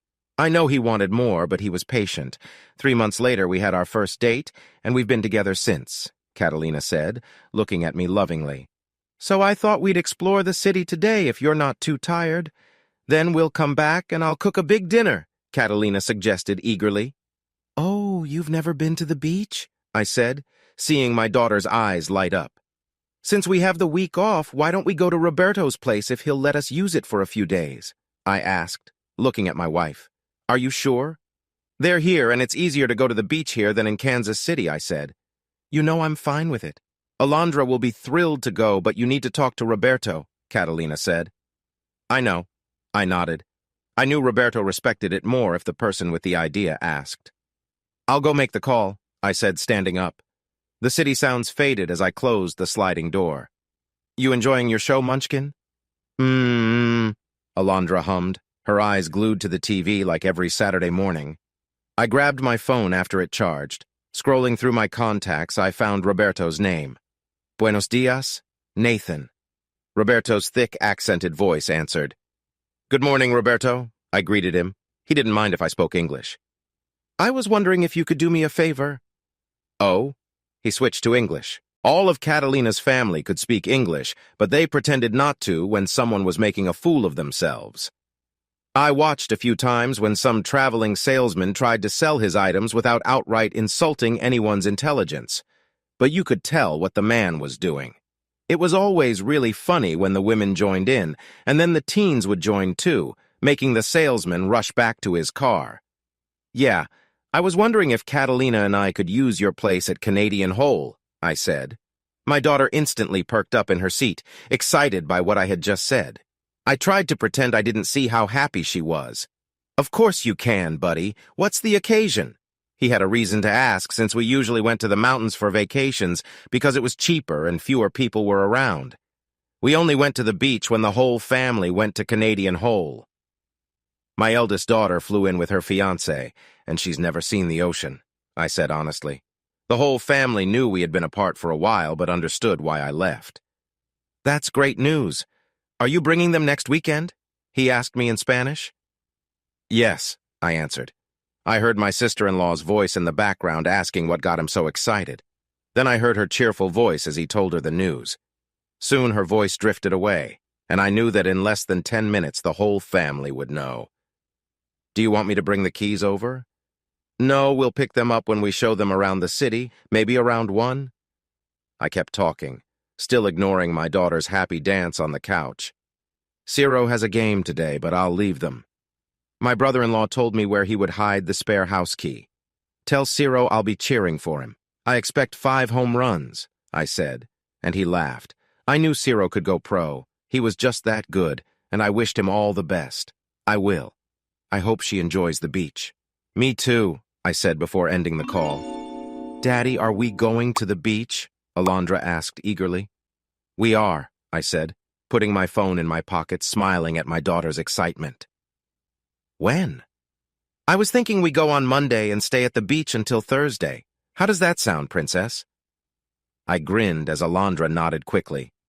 Now behave and enjoy your show, I said before stepping out onto the balcony. Catalina placed her hand on my back as I sat down. Hours later, we were driving through the streets of Charlotte. Alondra was in the back seat with David and Amber, pointing out her favorite spots, especially the Discovery place. It was a bit pricey, but worth it for a curious 4-year-old. At lunchtime, we stopped at a popular restaurant downtown. I watched as my 2 daughters chatted. My wife looked happy and content as she watched them. David and I talked about his 401k. I'm not a stock trader, but I know a bit about it, so I gave him some tips. He listened closely, planning for the future. I hope he and Amber don't end up like me and her mom. David is a good guy. Don't tell him I said that. I'm glad Amber found someone decent. After lunch, we headed to Roberto's place. David and Amber looked confused when we pulled up to his house in Dorita. I told them to wait in the car before hopping out and finding the spot Roberto told me about. It didn't take long to find the keys. A warmth spread through me as I read the note Roberto and Catalina's sister left. They wrote in English for me. I was touched by their words. When I started dating Catalina, her sister sized me up and warned me not to hurt her. Over time, they warmed up to me. They were always ready to help when Catalina needed it, especially when Alondra was born. Having your first child is really stressful. Catalina used to worry a lot about being a good mom, so I'd call in help and take her out to show her she was doing a great job. As night came to Charlotte, my little family gathered in the living room to watch a movie together. It doesn't really matter what you do, as long as you do it together. When it was Alondra's bedtime, I saw Amber and David nodding off. They had been up early to catch their flight. Catalina gave me a look that said, "Go do your dad thing." I watched as she took Alondra to her room. "Amber," I whispered, lightly shaking her awake. "Dad?" My mind flashed back to when she was a little girl with that sleepy voice. "Let's get you two to bed," I said, seeing her eyes half open. "Sorry, I die." David started to apologize, but I waved it off. "It's okay. Don't worry about it," I said lightly. As soon as Amber stood up, she gave me a hug. "I've missed this for 7 years," Amber said softly into my chest. "Good night, Dad," she added, kissing my left cheek before putting her arm around David. I lay in bed, waiting for Catalina. She came in after only 15 minutes, which was fast for her. It showed she was really tired. I smiled as Catalina walked by, heading to the bathroom. She had that warm and loving smile that always made me happy. When she came out in her nightwear, those eyes of hers saw my smile, and her smile grew warmer. It felt wonderful when she got into bed next to me. "I hope my loving husband had a good day," Catalina said kindly. I smiled and nodded. "Oh, sweetheart, you are always so thoughtful," she whispered, gently resting her hand on mine. We went to sleep, and I felt so peaceful. But morning came quickly at 5 o'clock when our alarm went off. It was time to get Alondra up for our 3-hour drive to Asheville. Catalina took a lot of pictures that day. She snapped shots of me with Alondra, Alondra with her sister, Amber with David, and many more. I was happy to see Amber and Catalina getting along, chatting about Amber's wedding plans. David took good care of Alondra, always going with her when she wanted to show him something. I stayed on guard, keeping an eye out. In today's world, you can't be too careful. We had lunch at the zoo, explored a bit more, and then we all got tired. I ended up carrying Alondra on my shoulders.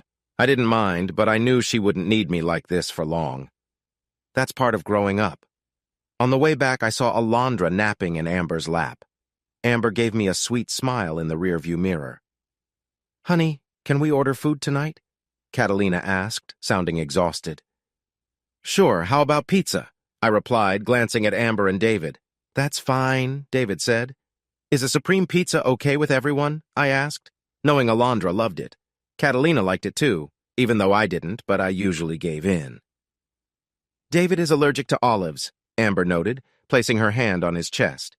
"Then let's get a small supreme for them and a small meat lovers for us," I suggested with a smile. "Sounds good," David agreed, and Catalina rolled her eyes playfully. "You handle the pizzas. I'll get Alondra ready for tomorrow," Catalina said, smiling brightly as she took Alondra to her room. "Dad, you know Amber started. "What would happen if we didn't go to the beach tomorrow?" I asked after ordering the pizzas. "Alondra would be upset." "I just don't want you guys to go through too much trouble for us," Amber said. "It's no trouble, Amber.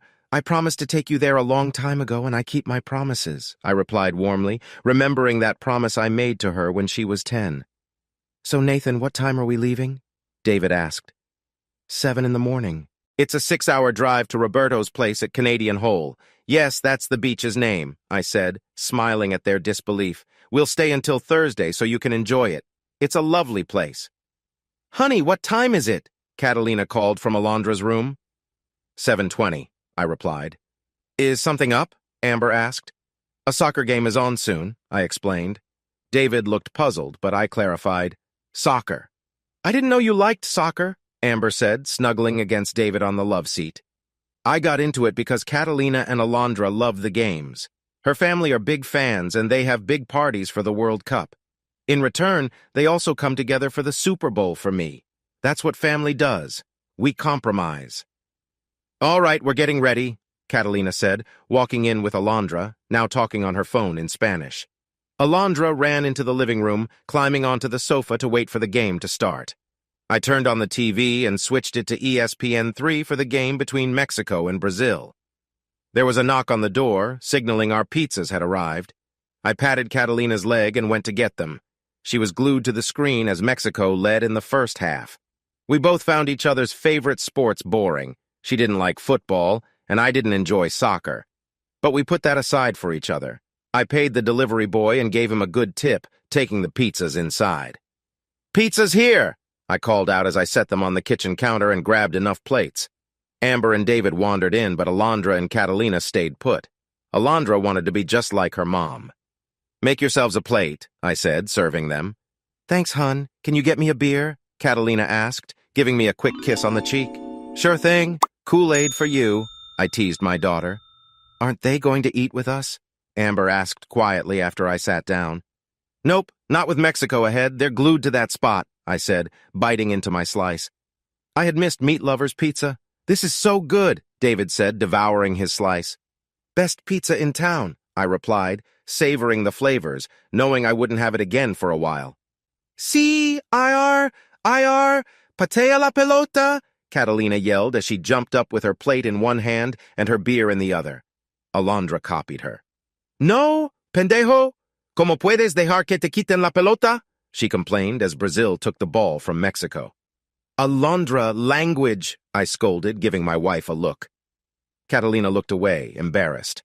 We finished our pizza, had a couple of beers, and I put Alondra to bed at her usual time. David got into the game by the end of it. We said our goodnights and went to our rooms. Catalina was up at 5:30 the next morning making breakfast. She was excited. I hugged and kissed her neck as she flipped pancakes. We enjoyed the quiet moment together. "Nat!" Catalina gasped as I playfully pinched her, heading to get the kids up. "What? You didn't think I'd keep my hands to myself with my beautiful wife here?" I joked, seeing her blush. "You better not," she whispered shyly, making me smile. "Wake up, Munchkin. Pancakes are almost ready," I said, waking Alondra. "We don't want to miss the beach, do we?" I whispered as she rolled over. She woke up quickly. I knocked on the guest room door. "We're up. Give us a minute to get dressed," David's voice came through. "Okay, breakfast will be ready soon," I said, closing the door. "Thanks, Dad," Amber said as I handed her and David their coffee. "Honey, get the orange juice," Catalina directed, finishing the pancakes. I set the juice and Alondra's chocolate milk on the table. I helped set the table and carry the food. I smiled as Amber helped Catalina and David pitched in. "Don't just stand there, Dad. Get the plates," Amber teased, carrying the pancakes while David brought the sausage. I saw Catalina's happy smile as she got the syrup. They all felt like family, and I wondered about my children's past with their mom, something I needed to understand better. We left the condo by 6:45, ready for the beach. "Mama!" I turned, surprised to hear Amber call Catalina that. Catalina's eyes lit up with happiness. "Of course," Catalina said, offering her arm to Amber. "You boys don't mind unloading, do you?" "We'll handle it," I said, looking at David, who nodded. "Come, Alondra, let's show your sister the ocean," Catalina said warmly, with Alondra's cheerful, "Okay," filling the air. "Did something happen between Amber and her mom?" I asked David as we unloaded the bags. "I think Amber should tell you herself," he said, looking down. "Did that woman hurt my little girl?" I asked firmly. "Emotional, not physical, or at least that's what Amber says." "Not when I'm around," David replied quietly. "She knows I won't tolerate that under my roof.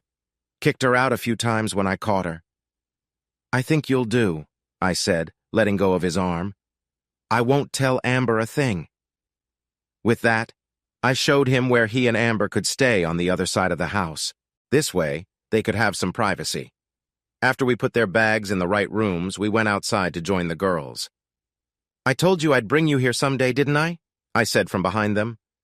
Catalina and Amber stood looking at the white-capped waves, while Alondra ran along the beach picking up shells like usual. I wasn't expecting my daughter to hug me tightly as she did.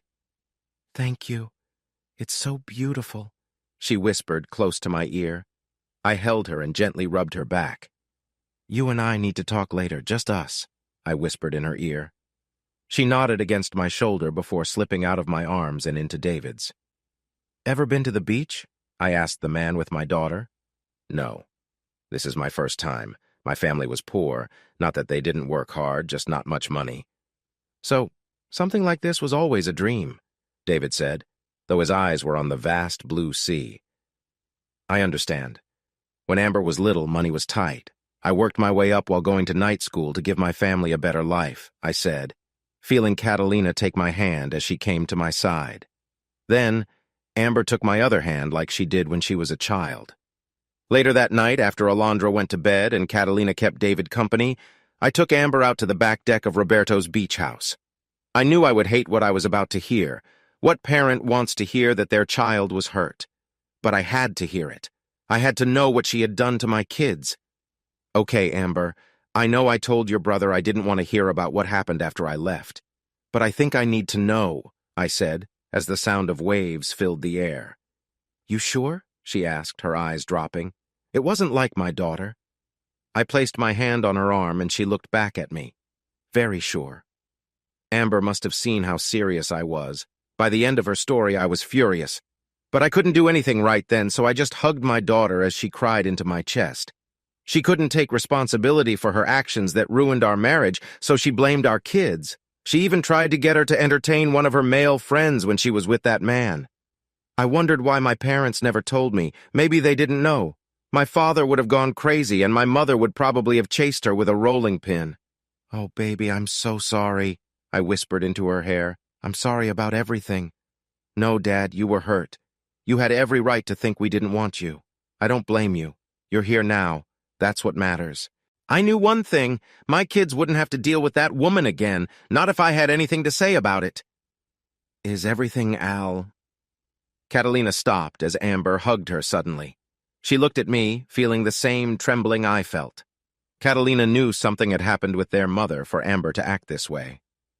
"Shh, it's going to be all right," Catalina comforted Amber in a motherly voice. "Come, let's get you cleaned up and something to calm your nerves," she said, leading Amber into the house and giving me a look that said she wanted to know everything. I was beating an old piece of wood against a post to vent my anger. I couldn't put my hands around her neck, so this would have to do. "I take it Amber told you." David's voice cut through as my chest heaved from the effort. "Yeah," I said, tossing the plank into the sand. "I want you to know I would never treat Amber like that," David said, walking down the steps to the beach. "You better not. My wife wouldn't like visiting me in prison," I joked. "Understood," David said with a smile. "She isn't helping to pay for the wedding, is she?" I asked as David stood next to me. "No, she thinks us getting married is a mistake. She wants Amber to stay single so she can use her to attract men." I was starting to like this man as he spat in anger. "Good. If you need help, contact us, and we'll help in any way we can," I said firmly. "You really mean that?" David asked, looking puzzled. "I do," I nodded. "I know what a wedding costs, having been through two myself. I know venues aren't cheap, and starting out in life can be hard. If you need help, don't hesitate to ask. We'll set something up," I said in a fatherly tone as I held my hand out to him. "I will. You have my word, Nathan," David said, shaking my hand firmly. "Did your father teach you that handshake?" I asked, seeing him nod. "Good. A father should teach that to his son," I said. "What are you two doing out here?" Catalina asked from the top of the steps. "Oh, just guy stuff," I replied with a smile. I could almost see her rolling her eyes. "It's getting late. You both should come inside," Catalina said. From the way she stood, I knew she wanted to talk. I said goodnight to David as he went up the steps. He told Catalina the same as he passed her. Catalina knew me well enough to understand that while I didn't show it, I was really mad at my ex-wife. "Shh, Amor. This anger isn't good for you.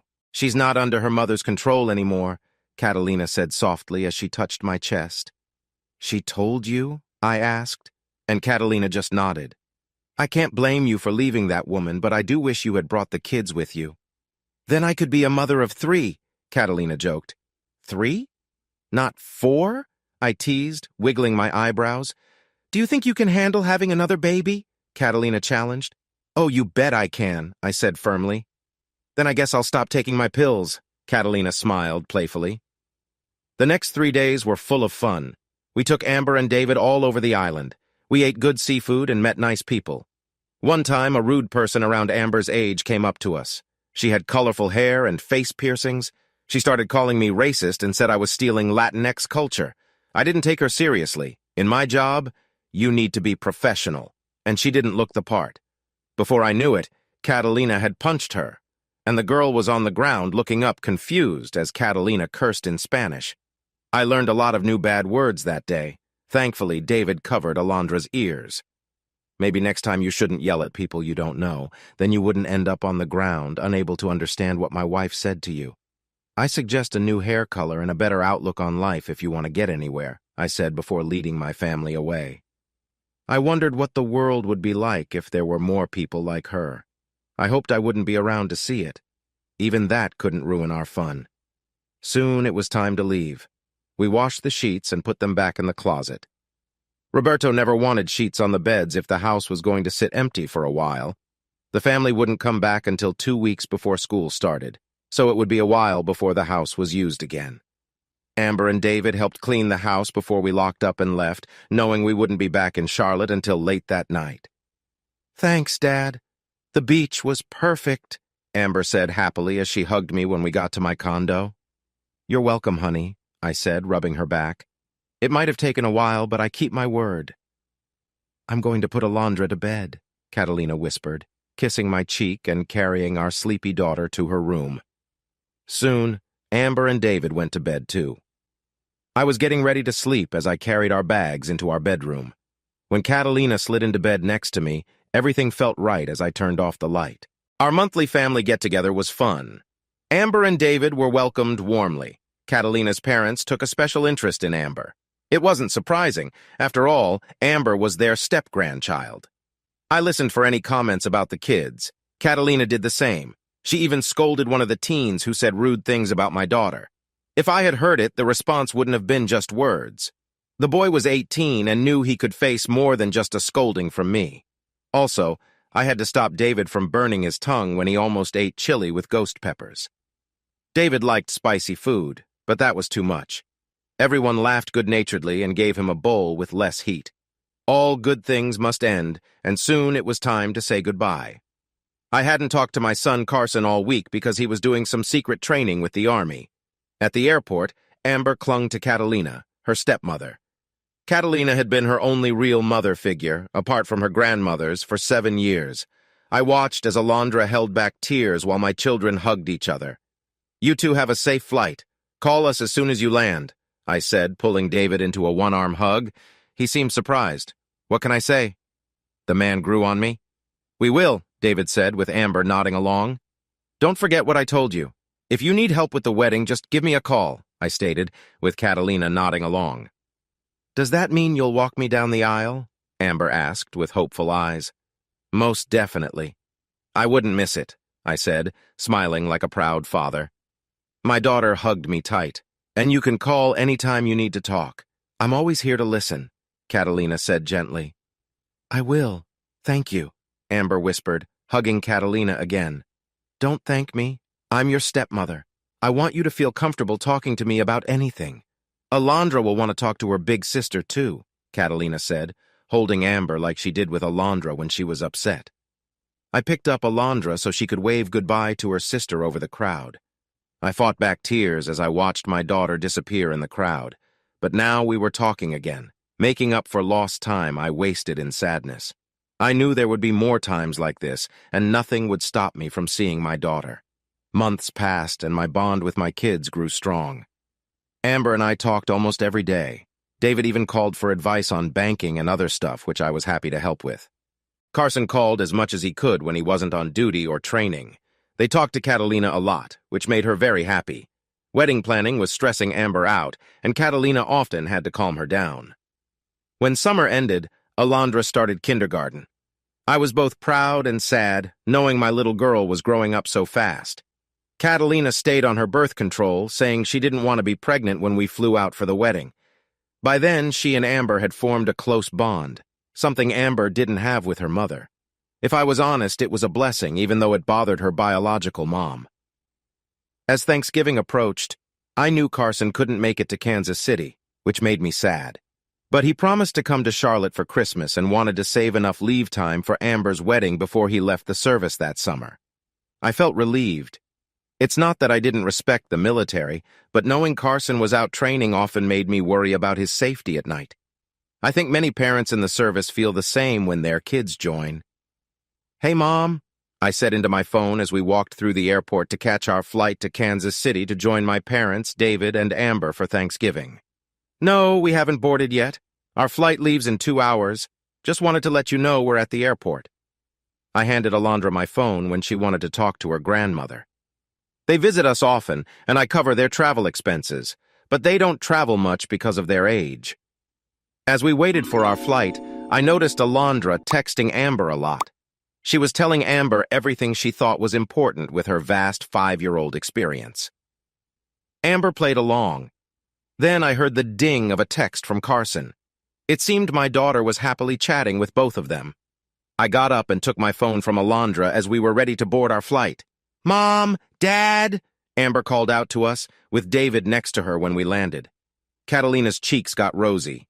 She and Amber hugged for a long time. I never interrupted them. Catalina's face showed Amber needed a woman to talk to who wouldn't try to manipulate her. I knew Alondra loved the praise from David. After all, he was going to be her brother-in-law soon. "David," I greeted him, shaking his hand. Then he pulled me into a one-arm hug. "Are these all your bags?" he asked, and I nodded. "This way," Amber said, holding Alondra's hand. Alondra was happy to see her big sister again. "Wait, isn't that Mom's car?" I asked, seeing the Buick. "Yes, they've been letting us use it since ours has been having problems," Amber said, looking embarrassed. "What's wrong with it?" I asked in a serious tone. "Other than being older than I am, the engine gave out a few days ago," David said sadly. I looked at Catalina, who already knew what I was thinking. She nodded, giving me approval to spend money on a new car, which we could afford. I didn't want them driving an unreliable car. What father wants his daughter stuck in a bad part of town with a broken-down car? As we drove to my parents' house, I noticed a Volvo dealership and knew where I'd be going the next morning. Thanksgiving was still 3 days away. I looked up the dealership on my phone to see what cars they had. I listened to everyone talk and knew what car I would get for them. It was a 2018 Volvo S60 with just over 15,000 miles on it. It wasn't brand new, but close enough. I knew they wouldn't have car problems anytime soon. My parents waited outside their house as Amber pulled in with my mom's car. Alondra squealed in joy and ran to her grandparents, who were just as happy to see her. Meanwhile, Catalina and I chatted behind the open trunk, away from the kids' view. She looked over the car's features before giving me back my phone. "See, you do care," Catalina teased as she handed my phone back. "Go make the call, I'll deal with the bags." I noticed the curious looks from my parents and waved before walking down the street to make the call. I dialed the dealership number, remembering how my old neighborhood had changed as the line rang. "Hello, this is Mrs. Huffman. How can I help you?" "Hi, can you hold the 2018 Volvo S60 with 15,000 miles on it until tomorrow?" I asked. "Why not today? We don't close till 9. "You're open till 9? I didn't know that," I said, checking my watch. It was 4 in the afternoon. "Can you have it ready for a test drive in 30 minutes? "I certainly can. May I have your name?" "Nathan Howell." "I'll see you in half an hour, Mr. Howell." We hung up, and I hurried back to my parents' house. They were still outside, chatting and waiting. "Amber, toss me the keys," I called. She didn't hesitate and threw them to me. "David, you're coming with me. Mom, Dad, we'll be back soon," I said, seeing the confusion on their faces. Catalina just smiled and nodded. "Where are we going?" "We just got here," David asked as I started backing out of the driveway. "It's a surprise," I said, smiling, and headed to the dealership. "Nathan?" David was surprised as we pulled in. "You and Amber need a reliable car," I said, turning off the engine. "And what's more reliable than a Volvo?" "But you. Think of it as an early Christmas gift from Catalina and me. This way you have a car while deciding what to do with your old one." Mrs. Huffman was waiting beside the car, ready to help. "Good afternoon. Which one of you is Mr. Hal?" she asked politely. "I am, but this car is for my future son-in-law and daughter. He'll be doing the test drive," I said, placing a hand on David's shoulder. "I wish my in-laws were as nice as yours," Mrs. Huffman said, smiling at David. "Shall we take a drive, Mr. Callister?" David was amazed by all the features in the car as he started it up. I sat in the back seat, noticing it was quite roomy.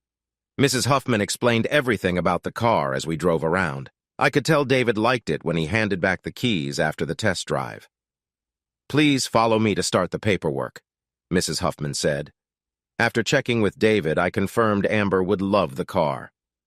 "Now, how will you be paying for this?" she asked once we were in her office. "In full," I said, handing her my debit card. David looked stunned. "Nathan, that's—" "I told you, early Christmas present," I said with a smile. "I missed buying my daughter her first car, and I had time to make up for—" "Wow, my in-laws never bought us a car," Mrs. Huffman teased, noticing David's red face. "Let me process this and get the car ready for you," she said, standing up. David's phone started buzzing. "If it's Amber, don't tell her anything. I want it to be a surprise," I said. He nodded. "Oh, she'll be surprised. Hopefully she doesn't freak out," David said, typing on his phone. "I just told her we were having a father-son talk." He put his phone away. "You don't know how much this will mean to her. She's been so stressed about the wedding and bills. This will really help." Again, I nodded. Weddings can be stressful. Then David's phone rang with a strange tone, and he quickly declined the call. "Is there something you want to tell me before you marry my daughter?" I asked protectively. "Yeah, your ex-wife is a pain," David said bluntly. I couldn't stop myself from laughing. "She is," I agreed. "Is that who called?" I asked, and he nodded.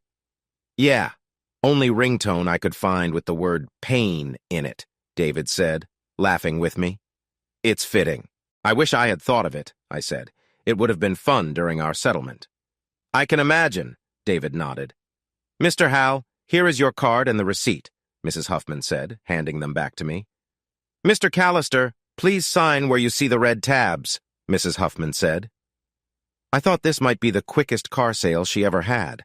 I folded the invoice and put it in my pocket.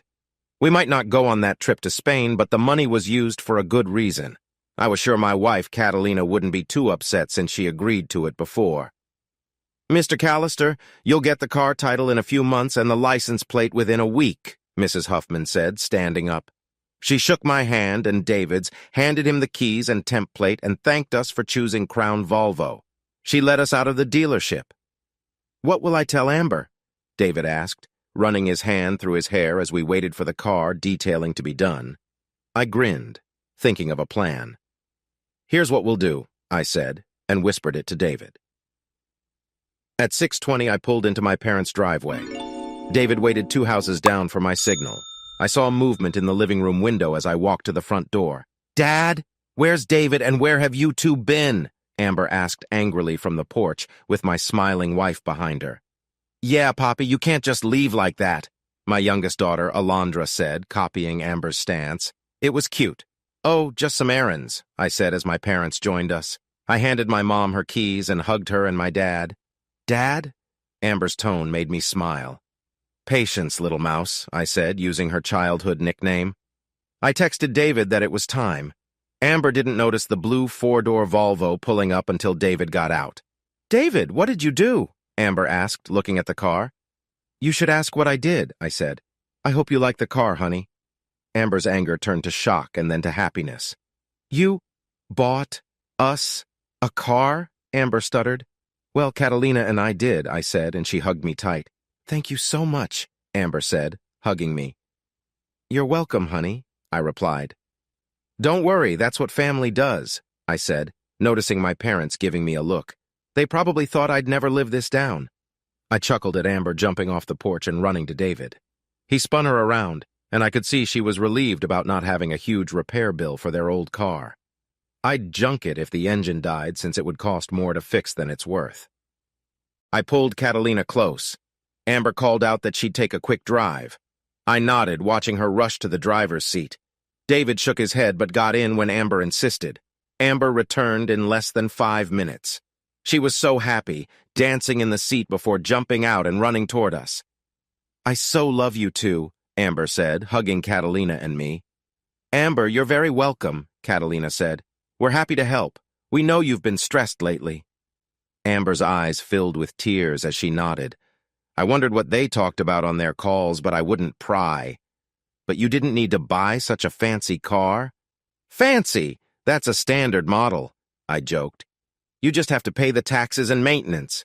She hugged me tightly, and I held her, knowing she needed it. "Okay, everyone wash up. Dinner is almost ready," my mom said. Alondra took her hand, and they went inside. "I must look like a mess," Amber chuckled, wiping her eyes as David joined her. "Nonsense, you're as beautiful as ever," David said, charming her. Catalina and I left them to talk and went inside. We were halfway through dinner when Amber's phone rang in the living room. She tried to ignore it, but it kept ringing. She excused herself and went to answer it. I tried not to listen, but when I heard her say, "Mom," I couldn't help it. "No, I told you David and I are spending Thanksgiving with his parents, and we'll see you on Christmas. I don't care if that doesn't suit you. Take it or leave it because we aren't changing our plans." "I haven't talked to him since you scared him off, remember?" I looked down when Catalina put her hand on my arm. She shook her head when she saw I was about to stand up to face my ex-wife. "Why do you care anyway? Is the new guy you're seeing not meeting your expectations?" I lifted an eyebrow when I noticed the twinkle in Catalina's eye at my daughter's tone. "Hey, I wasn't the one calling repeatedly during dinner and interrupting my meal with Dad and Grandma." I heard my daughter's frustrated "ugh" from the living room. I could understand it. My eyebrow went up again when I saw the proud smile on her lips. "Sorry you had to hear that," Amber said, looking embarrassed as she came back into the dining room. "Honey," I said, putting my hand over hers as she sat down. "Has she been giving you trouble?" I asked, worried. "A little bit. She thinks you're back in town." "I don't know who told her, but it wasn't me," Amber said, her eyes pleading with me to believe her. "I don't care if she knows I'm here or not. What matters is how she treats you. Do you want me to talk to her?" "No," Amber shook her head. "I can handle Mom," she said, glancing at Catalina. "I don't want this week ruined because of her." "Okay, but if she becomes too much, let me know and I'll fix it fast," I said, patting my daughter's hand. "Thanks, Dad," Amber said, her cheeks turning red as we finished our meal. When it was time for Alondra's bedtime, David and Amber hugged her tightly before I took her to my old bedroom where she usually slept. It had only a small bed. Catalina and I would use the fold-out bed in the study, which used to be my cousin's room. My cousin's parents had lost custody of him to my parents until he turned 18. He still talked to my folks daily. I don't know if he speaks with his own. I can't blame him. His dad went to jail for something bad. Amber and David left around 10 that night as both had work in the morning. They promised to come over as soon as they were off their shifts. The week went by with no sign of the ex. I was thankful for that. I don't know who would have confronted her first, my wife or me. It would have been a funny sight. But Thanksgiving arrived, and my mom, David's mom, and Catalina sent me to the living room. David chatted with my dad and his dad as the football pregame show played. Amber and Alondra played an old board game by the fireplace. I saw 3 generations together under one roof. It was heartwarming. Alondra came over and took my hand. "Come play, Poppy," Alondra said sweetly. I have to admit I was nervous about going back home. Not because of my daughter, but because I didn't want to hear my parents say, "I told you so," for being stubborn. But it's good to be proven wrong sometimes. David's parents were nice people, although I didn't like how David's dad looked at my daughter when she called me Poppy. Still, I wasn't going to make an issue of it at the dinner table. Not on Thanksgiving. My mom would kill me if I ruined Thanksgiving, but I made a note to keep my daughter away from him in the future. Catalina noticed the look too, but she hid her glance as well. After dinner, I took Amber to my old bedroom and asked her about David's dad, while Catalina stayed close to Alondra. Okay, I was wrong about the man. It wasn't because he was bad, it was because Alondra looked like their daughter who had died at her age. I fell onto my old bed and buried my face in my hands. I couldn't imagine losing one of my daughters and seeing another child who looked like her. It must be hard for him. Other than that, the holiday wasn't so bad. Catalina and David's mom got along well after I shared what Amber had told me. David's dad was very attentive to Alondra whenever she asked him something. I even saw him playing cards with her. I knew he was letting her win on purpose, so I left them be and went out back to help bring in firewood for my dad. "Need some help?" David said behind me. "An extra hand would be good," I chuckled. "Load me up, Doc." "Is that enough?" "Should be," I nodded. "So you didn't tell us you had a sister?" "Yeah, we don't talk about her much," David said, looking down. "Mom and Dad almost divorced after she passed. I'm sorry, I didn't mean to bring up bad memories." "It's okay. I know my dad's behavior worried you. He doesn't mean anything by it," David said, trying to reassure me. "I get it. I'd be a mess if that happened to one of my girls. It couldn't have been easy for them," I said. I don't know how I managed it with a load of wood in my arms, but I patted David on the back. "Alondra, what are you doing, silly?" I teased as she talked with David's parents, who listened to every word. Smiling at David, I nodded in thanks as he helped me with the wood, stacking it for my father's fire. "Talking," Alondra giggled. "Oh, you are you?" I said. I almost dropped the last pieces of wood on my foot when a spider crawled out, but David quickly caught it on a stick and threw it into the fire. "My hero," I joked, making David's parents laugh. I sat on the couch, called my daughter over, and put her on my lap. "What are you three talking about?"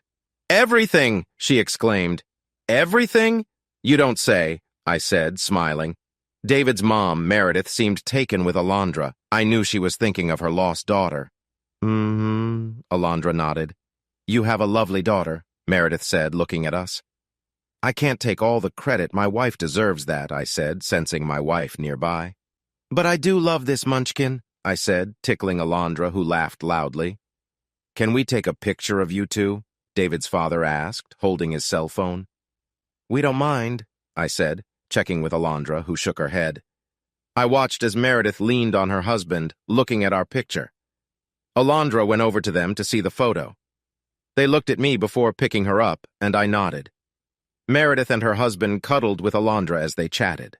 "Can I get you two something to drink?" I asked, getting up as my dad snored loudly from his nap. "I'll be right back." "So, what do you think of them, Dad?" Amber asked as I entered the kitchen where she, my mom, and Catalina were chatting. "They seem nice, but they'll be your in-laws, not mine," I said, patting Amber's shoulder as I went to make drinks for Meredith and George, David's father.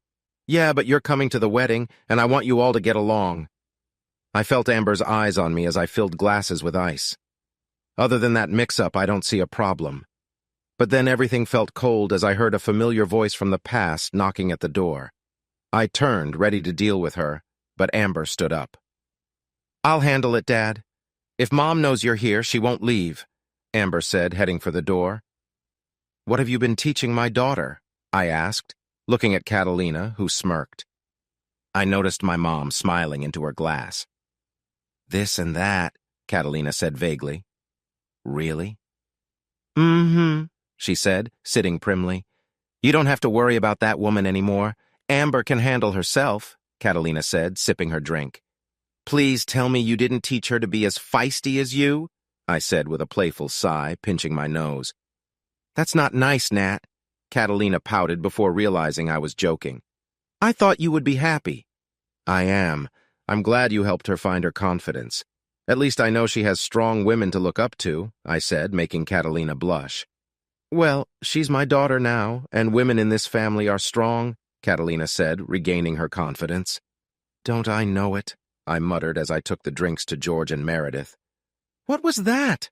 Catalina called after me. "Nothing, honey," I replied. "Better be nothing." I knew she was joking. "Poppy, who is that woman? She doesn't seem happy," Alondra asked, peeking through the curtain. "She's nobody you need to worry about. And what have I told you about spying on other people's conversations?" I said in a firm voice while handing out the drinks. "But David is watching. Why can't I?" Alondra pouted. "David is checking to make sure Amber is okay," I explained, seeing David nod.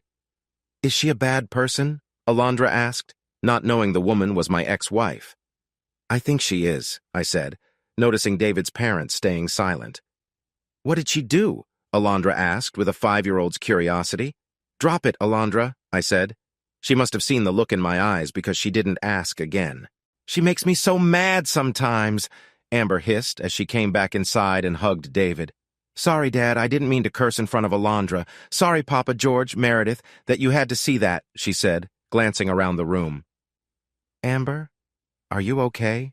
I asked, knowing her mother was a sensitive topic. I will be, Amber sighed, holding David tight.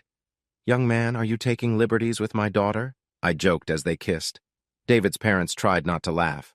I am, David said, smiling. Good. Dad? Amber exclaimed. What? It's 2021, no sense in being old-fashioned. Enjoy life, I said, succeeding in embarrassing her. Isn't that what parents do when their kids are in love? Though I wonder if his thoughts are good enough for my girl, I said, tapping my chin and looking at my daughter's face turn many shades of red as I continued teasing her. I assure you, Nathan, they are not. I laughed when Amber playfully hit his chest, telling him not to join in my nonsense. Dinner was a blast as we all gathered around the table to eat the leftovers from lunch.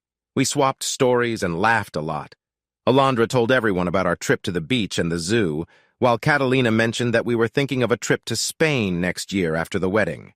Amber didn't seem surprised. She and Catalina had grown very close over the months. We said our goodbyes to David's parents, then to Amber and David, promising to spend time together that Friday before we flew back to Charlotte on Saturday. When it was time to leave, there were many hugs because we wouldn't see each other till March, unless they visited us for Christmas. I hoped they would, but Amber wouldn't want to deal with my ex-wife. Personally, I say she could stay away, but I didn't want to make it harder for Amber, who still had to live in that town. The next 21 days were tough. I was anxious to see my son.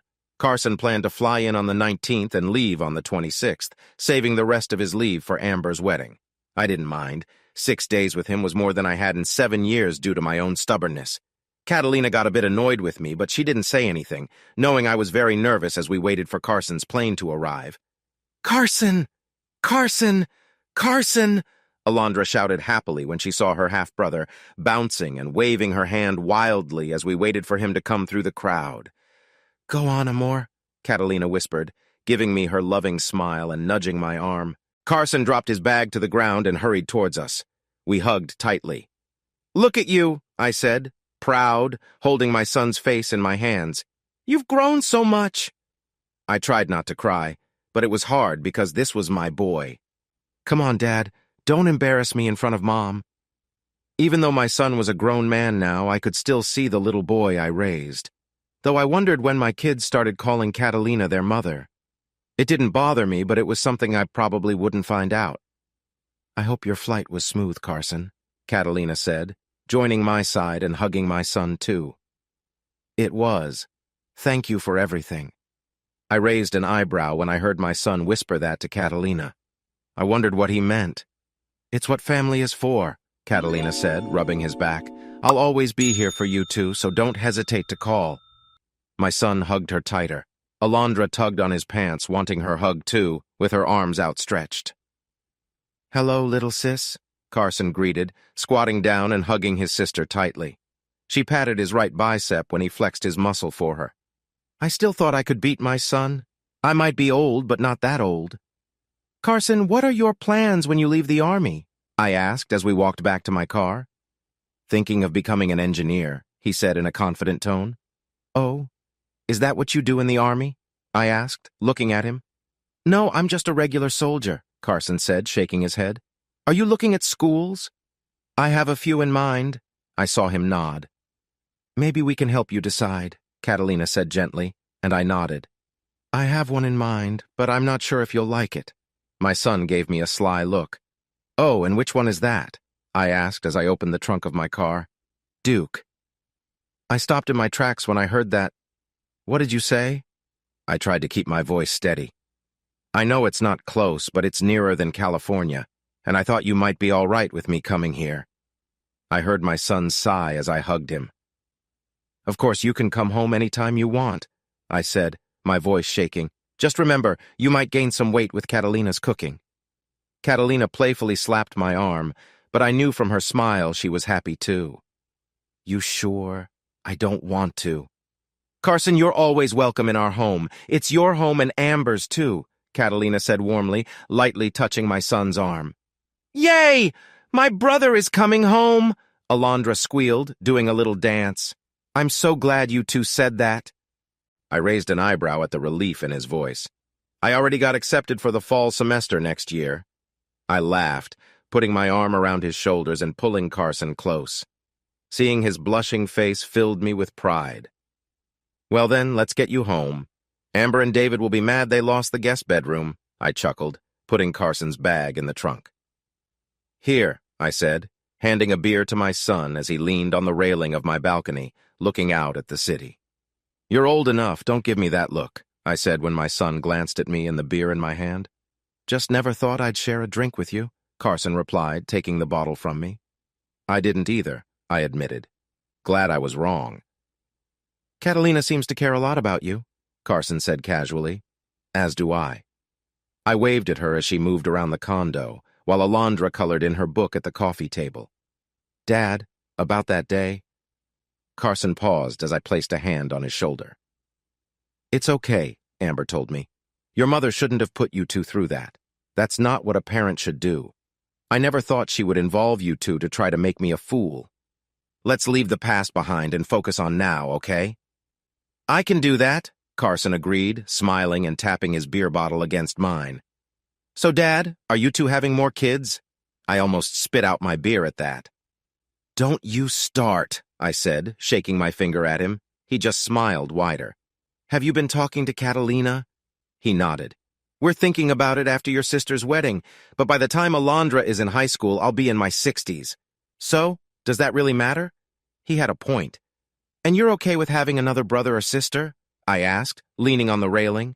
Yeah, our family might have had its issues, but you were always a good dad. Can't say the same about Mom. I patted Carson's back as he sighed. What your mother did is on her, not you. Don't worry about it, I said, finishing my beer. Come on, lunch should be ready, I said, taking his empty bottle. What are we having? Carnitas, you'll love them, I promise, I said with a smile, leading him inside. Oh, these are good. Carson groaned in delight after taking his first bite of carnitas. What's in this? He looked at Catalina like a kid, asking. Pork, mostly pork with a little seasoning, Catalina answered with a smile. Please, if you're still hungry, there's more, but get it before your dad does. I shot her a look while she winked at Carson, who sat next to Alondra. She blew me a kiss, happy to see my grown-up kids enjoying her cooking. I watched as Alondra showed Carson how to fold his carnita so nothing fell out when he took a bite. Alondra smiled wide as Carson asked if he did it right. It warmed my heart to see my children getting along despite their age gap. I knew Alondra sometimes felt lonely as the only child at home. It was good to know she could talk to her siblings now. Son, I warned when he reached for the hot sauce. Relax, I can handle it. Mom got me hooked. Carson smiled at Catalina, whose face turned red. What have you done to my son? I joked. Opened his taste buds, don't blame him because he likes good food, Catalina replied, turning her nose up playfully. I think we need to talk about this later in private, I said with a sly grin. Oh, really? Catalina replied, raising an eyebrow. Oh yes, a nice chat is needed, I said quietly so Alondra wouldn't hear. Noting how Catalina's cheeks turned pink, her breath quickened, and a spark lit in her eyes. I look forward to it, Catalina said in a teasing tone before eating some rice. Carson smiled, watching us before returning to his meal. When Christmas came, Alondra was at my bedside way too early, excited to open presents. It's like kids have a network to wake parents up while they're still half asleep. Thanks, Mom. Carson yawned as he took his coffee from Catalina. What can I say? Catalina fit the role well, and I wasn't going to stop my kids from calling her Mom. After what Amber told me, I knew they needed someone who treated them right. After breakfast, we all gathered in the living room. Alondra rushed around handing out presents, setting hers aside. I got Carson a pricey watch with 2 time zones, yet the gift I gave Catalina, besides the pearl earrings and necklace, was a set of keys she found in a velvet box. Nat? Catalina gave me a look, waiting for an explanation. Well, you always wanted a big family. You never said it, but a husband knows, I began, seeing her eyes widen. And this condo isn't big enough for our family and the future ones to come, I said, placing my hand on her stomach. I know I stressed this month a lot about Carson coming, but that was to keep you from catching on to my plan. You have a way of figuring things out. I smiled. As her mind worked to understand my words, Catalina suddenly jumped up from her seat. "You bought us a house," she shouted, excitement clear in her voice. "I did," I said with a smile. "The bank had some foreclosed houses, so I looked through them. I found one that's big enough for us. The bank and I made a deal where they take the payment from my checks, so we don't need a mortgage. We can move in after the first of the month." I watched her emotions shift before she squealed with joy and jumped into my arms. "You're going to love the place, Mom," Carson said with a grin. "You knew," I said, seeing Carson look a bit shy. "I did," he admitted. "Dad took me to see it on Monday to make sure I'd like staying there on weekends." His voice was small when he said that. My hand moved along Catalina's back as she stood up and went over to Carson. I noticed a familiar look in his eyes, reminding me of when he was young. She took his face in her hands. "Did you like it?" "Good," Catalina said softly after Carson nodded, then hugged him. "We want you to come home whenever you want, Carson. Our home will always have a place for you and Amber. Don't forget that." She glanced at me with those brown eyes that said it all. "Now show me this house you bought us." "Where are we going?" Catalina asked as I started the car. "Belmont," I answered, backing out of our condo's parking space. "We'll rent it out since we own it free and clear." The condo felt small when Amber and David visited, and I wanted our kids to know they always have a place to stay. It took about 30 minutes to reach Belmont due to light traffic on I-85, and another 10 minutes to reach the old district where the house was. My wife and daughter gasped as I pulled into the driveway and into the attached garage of the 2-story red brick house. Black shutters lined the windows, and although the house was old, it had been updated so there wouldn't be any cold drafts. "How big is this place?" Catalina asked, stepping out of the car and pulling her coat tighter around her. 4 bedrooms in the main part of the house with 3 bathrooms and a small apartment over the garage. "I thought Carson could use it when he visits so he doesn't wake us if he comes in late," I explained, pointing out the side door and the stairs that led up to it. Catalina nodded. "You wouldn't mind that, Carson?" she asked as he stood by her side. "No, I think it's a great idea. I'll try not to bring too many friends over," he joked, making me chuckle. We walked into the house and I unzipped my coat, feeling the warmth inside.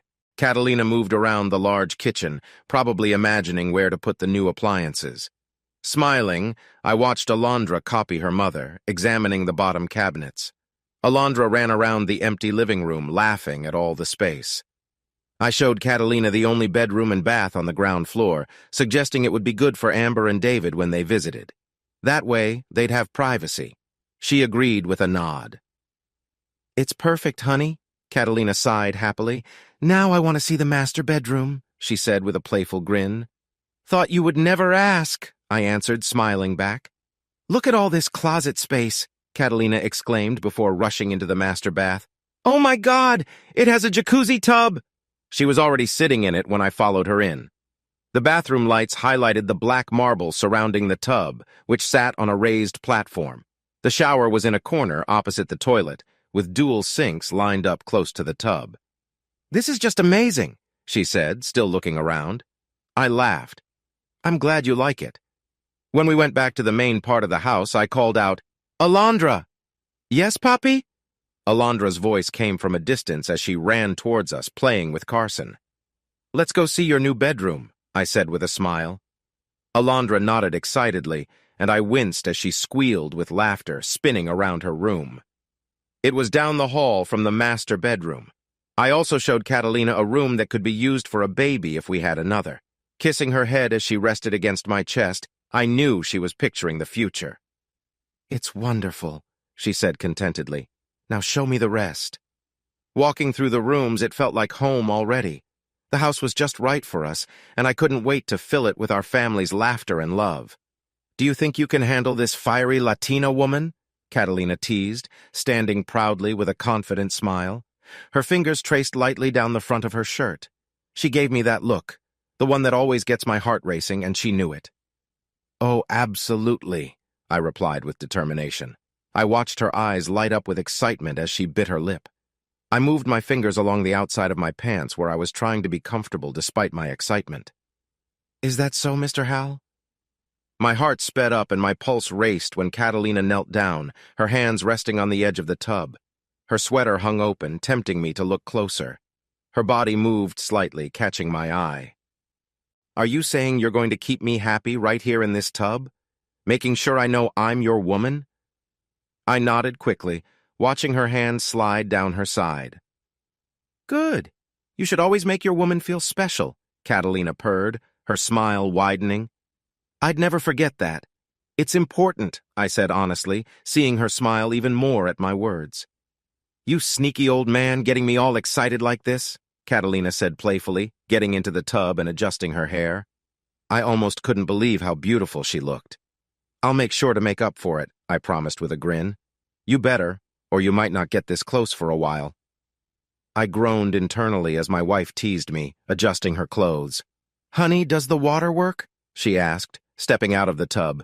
Yeah, why? 1 or 2? 1, Catalina answered, doing a little dance. I pulled out some tissues from my coat, which I kept handy for days like this when our daughter Alondra had a runny nose. I handed them to Catalina and closed the bathroom door. Alondra and I walked hand in hand downstairs, noticing my son's red face. Something wrong, son? I asked as we reached the bottom. It's nothing. Don't worry about it, Carson muttered, avoiding eye contact. Son? I kind of overheard you and Catalina talking. I didn't mean to. I just wanted to see how she liked the place. I chuckled at his embarrassment.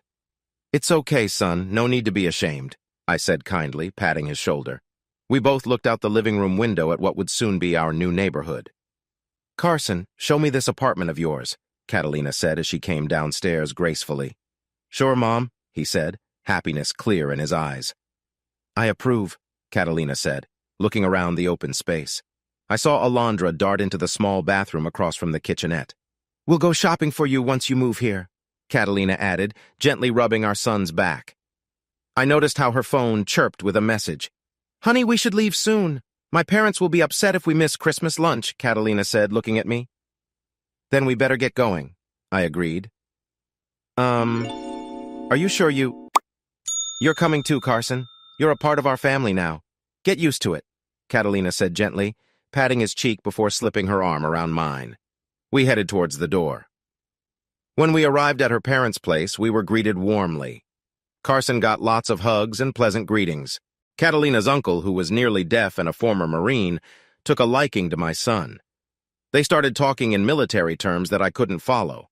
I nodded to Carson as he was led away by Catalina's uncle while my wife and I went to greet her relatives. Alondra ran off to play with her cousins. I chatted with Hector and one of Catalina's cousins, noticing how Catalina glanced at me while talking softly with her mother and sisters. The 3 of them squealed in joy at something. I saw the approving look on my sister-in-law's face. Amigo! Roberto exclaimed, pulling me into a warm hug. How's it going? I asked, patting his back. Doing good, can't complain? How's it having your son home? His smirk told me he was genuinely curious, unlike others who thought I had been foolish over the past 7 years. Good. Happy he's getting out of the army soon, I admitted, seeing Hector nod in understanding. Oh? What are his plans after that? Roberto asked sincerely. He's going to college, I said proudly. Where? Hector joined in. Duke, I answered with a smile. Will he be coming home? I hope so, I nodded to Roberto, noticing my son trying to get my attention. Excusing myself, I weaved through family and headed towards Carson. I looked down as my son grabbed my arm and pulled me without saying anything. Dad? Who is that? Carson asked, curiosity clear in his voice as he pointed out the window. That's Maria, I started to say. Then I saw the small star tattoo on her left wrist when she lifted her hand and the sleeve of her sweater slipped down. She was talking to one of her cousins. They were identical twins, so it was easy to mix them up. Maria was married, Rosa was not. Oops, my bad, that's Rosa. Why do you ask? I saw the confusion on his face. Maria is Rosa's twin sister, I added, watching him mouth, oh. Carson then asked me something he had heard Rosa say. I found it funny, but tried not to show it. I was a bit flattered that a young woman thought I looked good and said my son looked just like me. "Tell me, son, why are you learning Spanish?" I asked, knowing that Catalina's family didn't like it when people made fun of their language. "So I can talk to Mom and Alondra," he said. I couldn't help but smile. "Who's been helping you?" I asked. Carson was quite good for a beginner, and I knew someone must have been helping him. A buddy in my unit. When I told him why I wanted to learn, he was happy to help, Carson said shyly. "Carson, there's nothing wrong with wanting to learn Spanish," I said. I saw my wife, and she smiled at me. "I learned because I loved Catalina from the moment she walked into my office and told me to get my act together." I grinned when Carson laughed out loud. "But how do I talk to her? I don't want to sound dumb, you know." Carson sighed, looking out the window again. "Dad?" He looked at me in surprise when I waved Rosa over. "Relax, son. I'm just helping," I said, enjoying the look on his face. "Parenting can be fun, especially when you embarrass your child a bit." "Yes, Nathan? You wanted to see me?" Rosa said as she stood in the doorway. "Would you mind speaking in English while my son is learning? It wouldn't be fair if he didn't understand," I said. Rosa looked at Carson and smiled softly. "Yes, of course, Nathan. What shall we talk about?" she asked, catching on to why she was there. She wouldn't have stayed or spoken English if she wasn't interested. "Hola," Carson said, stepping forward and extending his hand. "I'd like to say more in Spanish, but I don't want to mess it up and make you think I'm an idiot." I raised an eyebrow at his opening line. Not what I would have said, but it seemed to work. "Hola, Carson. Your father has spoken a lot about you," Rosa replied, and I took that as my cue to leave. "What's happening in there?" Catalina asked when I reached her side. "Oh, you know, two young people from different worlds meeting in the night," I said with a grin. "I hope they get along. Rosa needs a good man," Catalina said, as we listened to her sister talk about her trip home to Mexico. When it was time to go home, I went looking for my son and found him in a passionate kiss with Rosa. "Have him home before midnight," I joked before they could say anything, seeing the surprise on their faces. Rosa nodded, blushing, knowing I meant it. Chuckling, I walked away. Who knew my son could move so fast? "Where's Carson?" Catalina asked, looking behind me. "He's being Romeo to his Juliet," I whispered in Spanish to her. "Oh?" was all she said, her eyes lighting up at the news. "She'll bring him home," I said, leading my wife and daughter out after saying goodbye to everyone. At 11 o'clock, there was a soft knock on my door. When I opened it, my son stood there, grinning. Shaking my head, I heard him say, "Best Christmas ever?" "You know, if you cheat on her, you'd better stay on the West Coast," I said as he walked off. My wife and I had stayed up waiting for him. "Are you joking?" Carson stammered. "No, Rosa has a worse temper than Catalina," I said, looking at my wife when she made a face. "And Rosa hates cheaters. Her dad cheated on her mom and left. So, if you want this to go somewhere, be careful," I said, giving him some fatherly advice. "I get it, Dad. Thanks for the warning. I won't be like Mom," Carson said firmly. I felt proud seeing the truth in his eyes. "Thanks for bringing me. Your family is wonderful, Mom. I'm going to bed night, Dad, Mom." "Good night, Carson. I'm glad you had fun today," Catalina said, standing up. "Good night, son," I replied, watching him head to his room. Tomorrow would be the last time I'd see him until March. "Come on, dear, let's go to bed," Catalina said, leaning close to me. For me, going to bed with her was always a welcome end to the day. Turning it down would mean I wasn't myself anymore. "I love you, Dad," Carson said as we hugged at the airport. "Love you too, son. Take care, okay?" I replied, patting his back lightly. "Of course, I gotta look out for my little sister." "Those boys will soon be around," he said, smiling at his blushing sister. "It's not goodbye, just see you later, Alondra."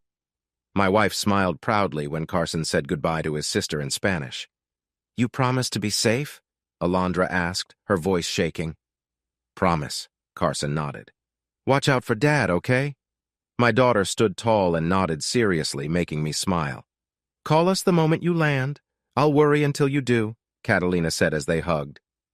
"I will. You have my word," Carson said, holding back his emotions just like my wife. Ever since that unexpected call from Amber, Catalina had stopped calling them her stepchildren and referred to them as her son and daughter. I saw the pride in her eyes when she did this.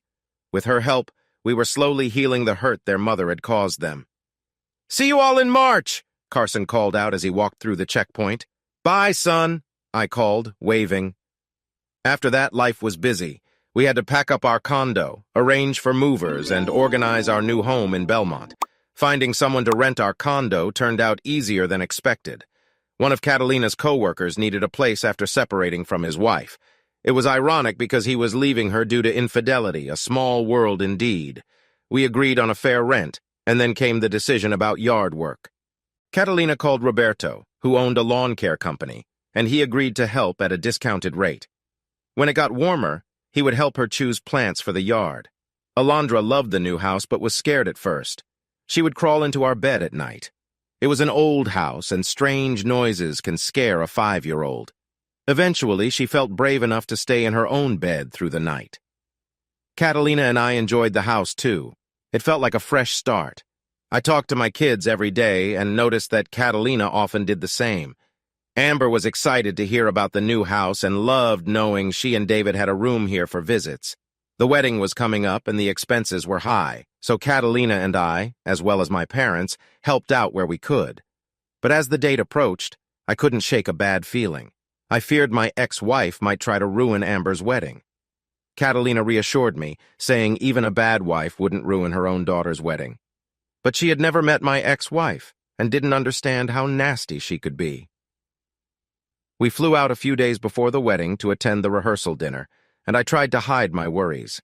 Rosa came along with Catalina and Alondra, while Hector stayed behind due to health issues. I noticed Rosa seemed particularly happy and wondered if something had happened since Christmas. "Rosa?" "Yes, Nathan?" She glanced at me nervously. "Are you and my son dating?" I asked gently. "Yes, I hope you aren't upset," Rosa said, seeking my approval. "Just be kind to him. I don't think he's ever been in love with a Latina woman before," I said with a friendly smile. Watching Catalina's mother laugh at my response, Catalina lightly slapped my arm but was smiling too. "I'll try. He's like his dad, sweet, kind, and handsome," Rosa said, sighing. Catalina nodded in agreement. "But also a guy. We do dumb things sometimes." This made the women laugh even more. "So you don't mind us dating?" Rosa asked shyly as we waited for our flight. "No, as long as you both are happy, that's what matters," I said, feeling my wife's hand slip into mine. "But if you hurt my boy, you'll have to answer to his mom," I added, pointing at Catalina, who smiled in that protective way only a mother can. "I understand," Rosa nodded seriously. "So, how long have you two been dating?" I asked, curious. "Since after New Year's. It's tough with him being away, but I knew that when we started. I just can't wait for him to come home for good," she said. I shared her eagerness. "We're excited too," I said. "You know he's going to Duke in the fall." "Yes, I think that's great," Rosa replied, but I had a feeling she was holding something back. "So, do you have any plans for when he comes home this summer?" "Oh, I have lots of plans," she said with a twinkle in her eye. I knew my son needed to be ready. When Carson finally appeared, Rosa dropped her bags and ran into his arms. Catalina and her mother picked up the luggage she left behind. I had to clear my throat at the sight of their passionate kiss. Carson's Spanish had improved a lot since Christmas, as he greeted Catalina and her mother in their language. Catalina only corrected him gently when he got a word wrong, like a mother does, and I could tell she was pleased with his progress. I noticed Rosa looking away, trying to seem innocent. "Hey, Dad," Carson greeted me warmly, giving me a hug. "How are you, son?" "Can't complain. Better now," he replied, glancing at Rosa, who blushed. "I'll drop the 3 of you at Grandma's, and you'll be staying with Amber and David." "What about you?" Rosa asked as she moved closer to him. "I'm not subjecting you to my mother. No one deserves that," he said, and I had to agree. "I don't care, Carson. I want to spend time with you," Rosa insisted. She reminded me of how Catalina looked at me when we first started dating. "Rosa, you sure? It's a bit of a challenge," I warned. "I can handle her, Nathan," Rosa said confidently. I knew she meant it. "Don't say you weren't warned," I sighed. "Carson, if she gets too much, call me. I'll sort it out." "Sure, Dad. You know what Mom would do if she knew you were in town?" he asked, worried. "I don't care. I'm not letting her ruin your sister's wedding day," I said firmly. The 3 women looked at me, puzzled. "Mom, it's for the best," Carson said, looking at me. Why does she still care about me? I asked, finally voicing my thoughts.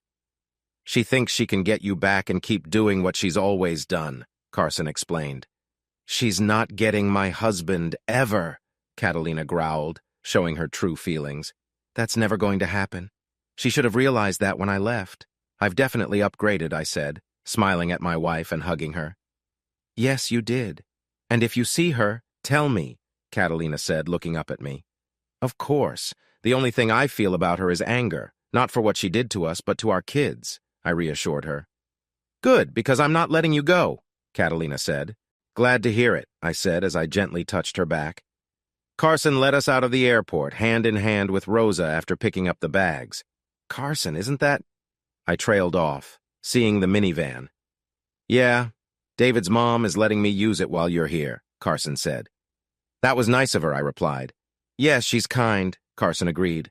Oh, Rosa, you can't sit in the back. You need to distract my son, I joked. Carson's dad.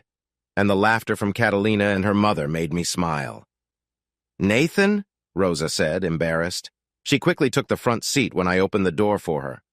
Well, son, we're waiting, I said as I closed the door. Catalina gently scolded me for teasing him. We dropped Catalina's mother off at Amber's place first. There were lots of smiles and tears between Amber and Catalina. David and I shared a handshake and a friendly hug. He thanked us for helping with their wedding costs. Then I stepped back to watch my daughter teasing her brother, asking if Rosa was the girl he kept talking about. I had never seen my son's ears turn so red before. It was like watching a funny movie without snacks. After the teasing stopped, Amber welcomed Rosa like a sister. David acted like a gentleman, promising Catalina that they would look after her mom while staying with them. Amber did express the same worry Carson and I had about Rosa staying with their mom. But Rosa assured Amber she could handle any trouble. I wasn't sure about that. Only time would tell how her first night there would go. Carson and I had a private talk in my parents' driveway.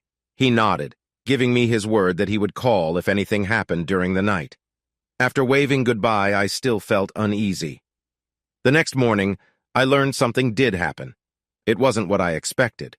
Whoever the troublemaker was decided to bother Rosa when Carson wasn't looking. My son said he rushed into the kitchen when the man tried to force a kiss on Rosa, calling her names she didn't deserve. The man seemed more like a talker than a fighter, as Carson knocked him down quickly. Then came the strange part, the troublemaker's reaction. It made me nervous when Carson told me. Something was definitely up, but neither of us could figure out what. So, what are you going to do? I asked, pinching my lip, trying to understand the situation. I could get a hotel room, but then I can't keep an eye on Mom. She's acting too nice to Rosa. It's really weird. Tell me about it, I sighed, rubbing the back of my head. Oh, she's coming. I'll call you later. Okay, son, I managed to say before the line went dead. Is everything okay, love? Her voice always lifted my mood when I heard it. It is now, since you're here, I said with a smile, noting her shy look as she tucked her hair behind her ear. I thought about our special night, a memory I cherished. But just as she was about to speak, my phone rang. Carson? Nathan, get out of there. Carson's mom found out you're here. I'm sorry, I didn't mean to let it slip. She heard us talking and Carson couldn't stop her. I saw the worried look on Catalina's face as she noticed my change in mood. Rosa, it's not your fault. It was bound to happen. Let me handle it. You and Carson go have a nice breakfast, okay? I tried to keep calm, though my grip on the phone tightened. Are you sure? I heard the doubt in her voice. Absolutely. Tell Carson to take you to the spot I used to take him for breakfast as a kid. Enjoy your morning. Don't let this ruin it. I put my phone in my pajama pocket, feeling anger rise. Honey, what's wrong? Catalina asked, worried. She's coming, I growled as I walked into my parents' house to put on proper clothes. I rarely use strong language, so she was surprised. Love, you don't have to talk to her, Catalina pleaded. But I knew if I didn't, she would bother me for the next 3 days. I wanted to get it over with quickly. It's now or never. If we wait, she'll ruin Amber's wedding or the rehearsal. I'm not going to let that happen. I spoke firmly, pulling a clean shirt over my head. Okay, but why that shirt? Catalina asked, suspicious. I couldn't blame her. It did show off my chest pretty well. To show her what she lost and will never have again because I have the perfect wife, I answered with a sly smile. And I don't plan to ever lose you. Finish this today, then. I never want to see her face again, Catalina said lovingly, placing her hand on my cheek. You won't, as long as you're with me, I whispered, kissing her palm. Her eyes softened as I did. Her lips welcomed me as I leaned in for a kiss. I gently touched her stomach as I moved past her. My love for my wife gave me strength. The anger from the past fueled my determination. I was ready to end this once and for all, not to let her down. I heard tires screech as she arrived. I walked out to confront her. "Hi, baby," she called, eyeing me up and down. "Do not call me that," I snapped. "It's Nathan or Mr. Hal to you. I made that clear when I left you. Come on, Nat, that's the past. Can't we move on and be a family again? I've changed, I swear." "You haven't changed at all." "Wait, of course you can't," I sighed, shaking my head. "You're right, I was mean and stupid, but can't you see?" Her voice trailed off as I raised my left hand, showing my wedding ring. "As you can see, I have a family now. I'm not going back to the mess you called a marriage just so you can go around having fun while I support you. You might have tricked me before, but not anymore." "Nathan, please, let's go somewhere and talk. I know I can remind you of how good we were together." She touched my chest, but I grabbed her wrist. "Get your hands off my husband!" Catalina shouted from behind me. I smirked as the woman pulled her arm away from my grip. "You should go back to the house where you like to spend your time before my wife comes off that porch," I said, feeling stronger with Catalina backing me up. "And trust me, you don't want to see that. This isn't over, Nathan. I will get you back. You can count on it. That woman can never give you what I can." She pushed herself against me, but I didn't react. Unlike before, she no longer had any hold over me. That honor belonged to the woman behind me. "See, unlike you, I don't cheat. You need to live with what you've done. Now get off my parents' property and don't come back," I said firmly. "Oh, Nathan, what has that woman done to you?" It seemed she didn't hear a word I said. "Don't worry, baby. I haven't given up on us. I know you have to keep up appearances for her sake, but I know you still love me." She ran her finger down my chest. I held up my hand to stop my wife from reacting. She was close to losing it, and I didn't want to visit her in prison. "Remember, we have 17 years together." Her touch made me shudder. "We still have 7 years to catch up on. But I'll go now. I wouldn't want to upset your parents. I'll be in touch, Nathan. We do have a daughter to see off at her wedding. You never know. We might have our second honeymoon." "Yeah, I'd rather cut off my own finger before that happens," I muttered as she walked away. "You shouldn't say such things to your wife, Nathan. It's hurtful, but I'll forgive you this time." "Bye, baby. I'll see you soon," she said, blowing me a kiss as she got into her car. It made my skin crawl. "Catalina?" I gasped as she tore at my shirt, trying to rip it off. She stomped it into the ground, spitting and cursing. "Let go of me!" Catalina growled, trying to wriggle out of my grip. "You still love her!" I laughed loudly at the absurdity of her words. "Because I know you, every inch of you." I softly ran my fingertips down the left side of her face, resting my palm over her heart. "You would have hurt her. I know it, and you know it too." I saw the truth in her eyes. I wasn't about to lose you. If I had to act foolish to keep you safe, I'd gladly do it again. You mean more to me than she ever did. Do you feel that?" I asked, resting her right hand over my heart. It pounded wildly in her presence. She gave a weak nod. "Only you make my heart race like this." Taking her hand and placing it lower, I showed her the effect she had on me. "And only you get this response with just a touch." "Then," she started. "She must have gone mad after the divorce because I would never consider being with her again. I already have the perfect woman for me. No one can ever take your place, not in my mind or my heart." I rested my hand over hers, still on my chest. "In all these years, have I ever given you a reason to doubt me?" "Do you promise she's out of your life and there are no lingering feelings?" Catalina asked, her eyes searching mine. "No, the only thing I feel towards her is pity," I said truthfully. "I'm sorry, Nat. I didn't—" "Shh, it's okay. You got upset because you love me. I love you too," I said, hugging my wife close. She smiled against my chest. "Get a room, you two?" Amber teased from her car window as she stopped. "Dad, why are you standing here with no shirt on in the yard?" Your mother dropped by." I saw Amber's face turn pale. "And the police weren't called?" Amber asked, looking at us in disbelief. "No, this smart man stopped me from doing something foolish when she touched my husband," Catalina said, holding me tighter. "As for why your father's standing half-dressed, I wasn't about to let him wear anything she touched," she said. I was thankful the woman had only touched my chest. Otherwise, I might have to skip my daughter's wedding for indecent exposure. "And why aren't you mad?" Amber asked, confused. "How could I be? I have my wife in my arms. There's no room for anger," I said, trying not to insult her mother in front of her. "Do you really mean that?" Catalina asked, looking up at me.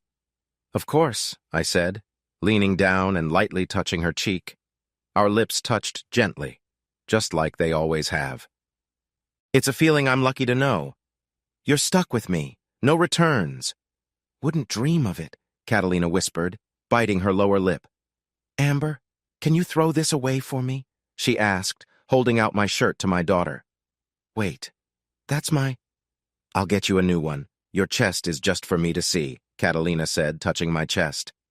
"This body is mine to admire," she added, looking into my eyes and pressing close.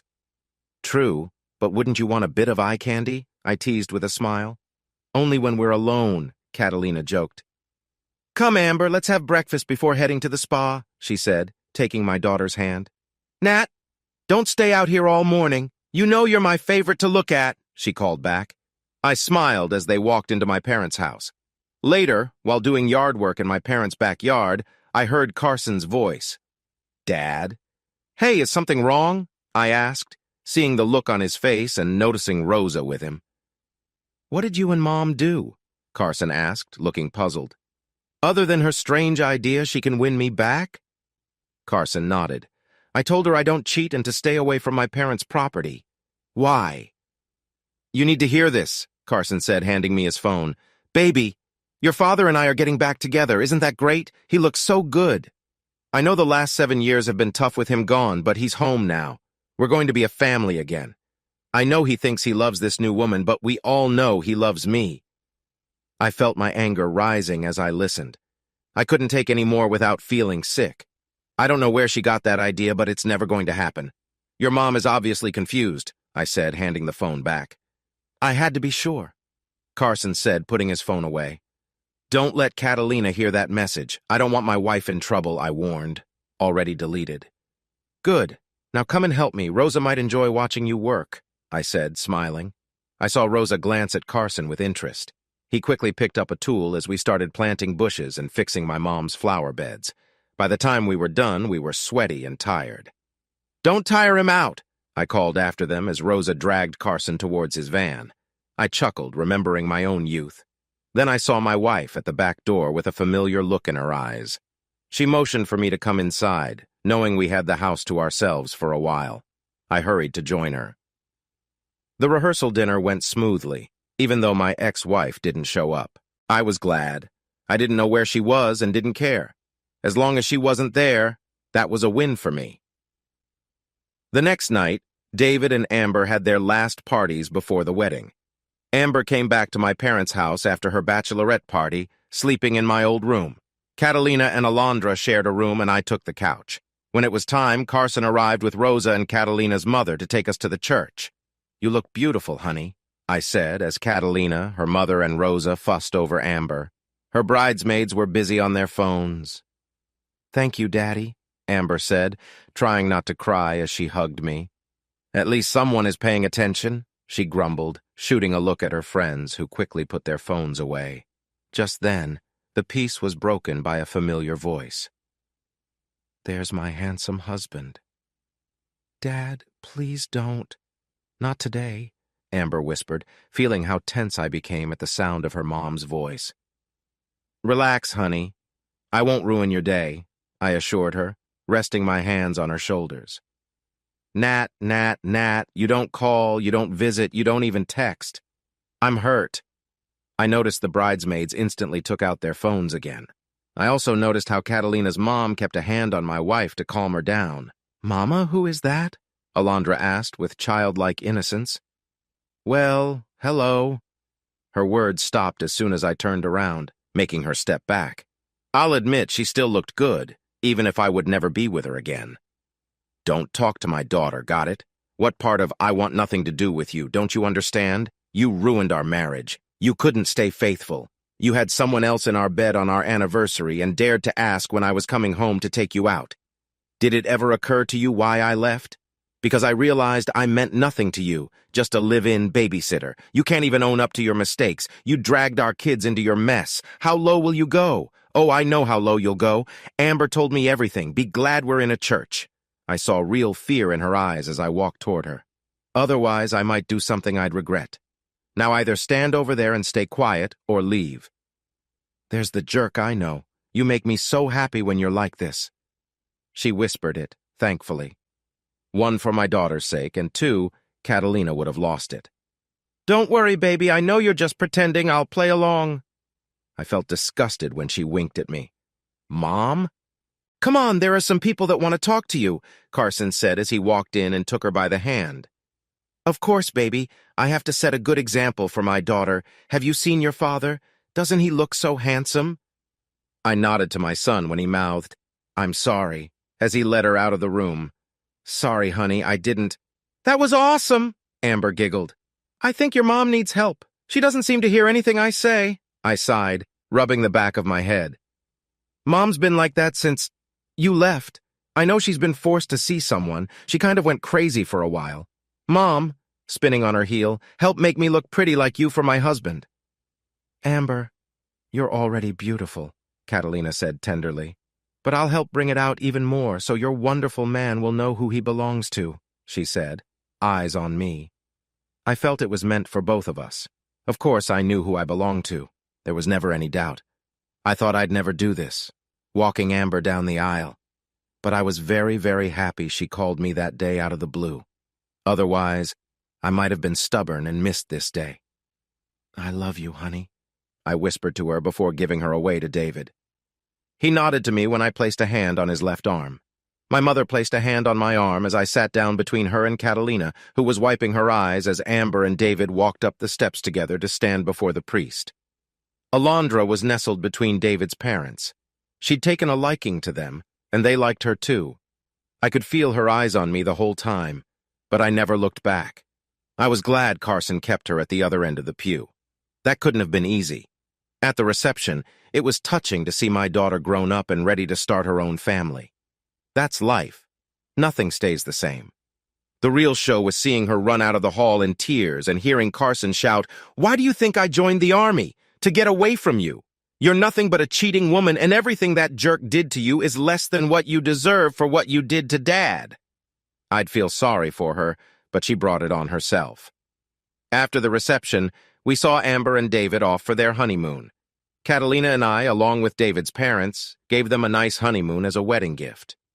The next day, after saying goodbye to my parents and son, the 5 of us flew back to Charlotte. Life goes on. I only heard about her again when Amber mentioned picking her mom up from the hospital. Seems she nearly drank herself to death and got put in a psych ward. Not that I cared, but she's their mother, so I have to deal with her. After all, I have a son to marry off. On May 31st, he showed up at my doorstep with Rosa. I grinned and hugged him tight. I'd also be a grandfather and father almost at the same time. Seems I still had it in me, and Amber had her own surprise.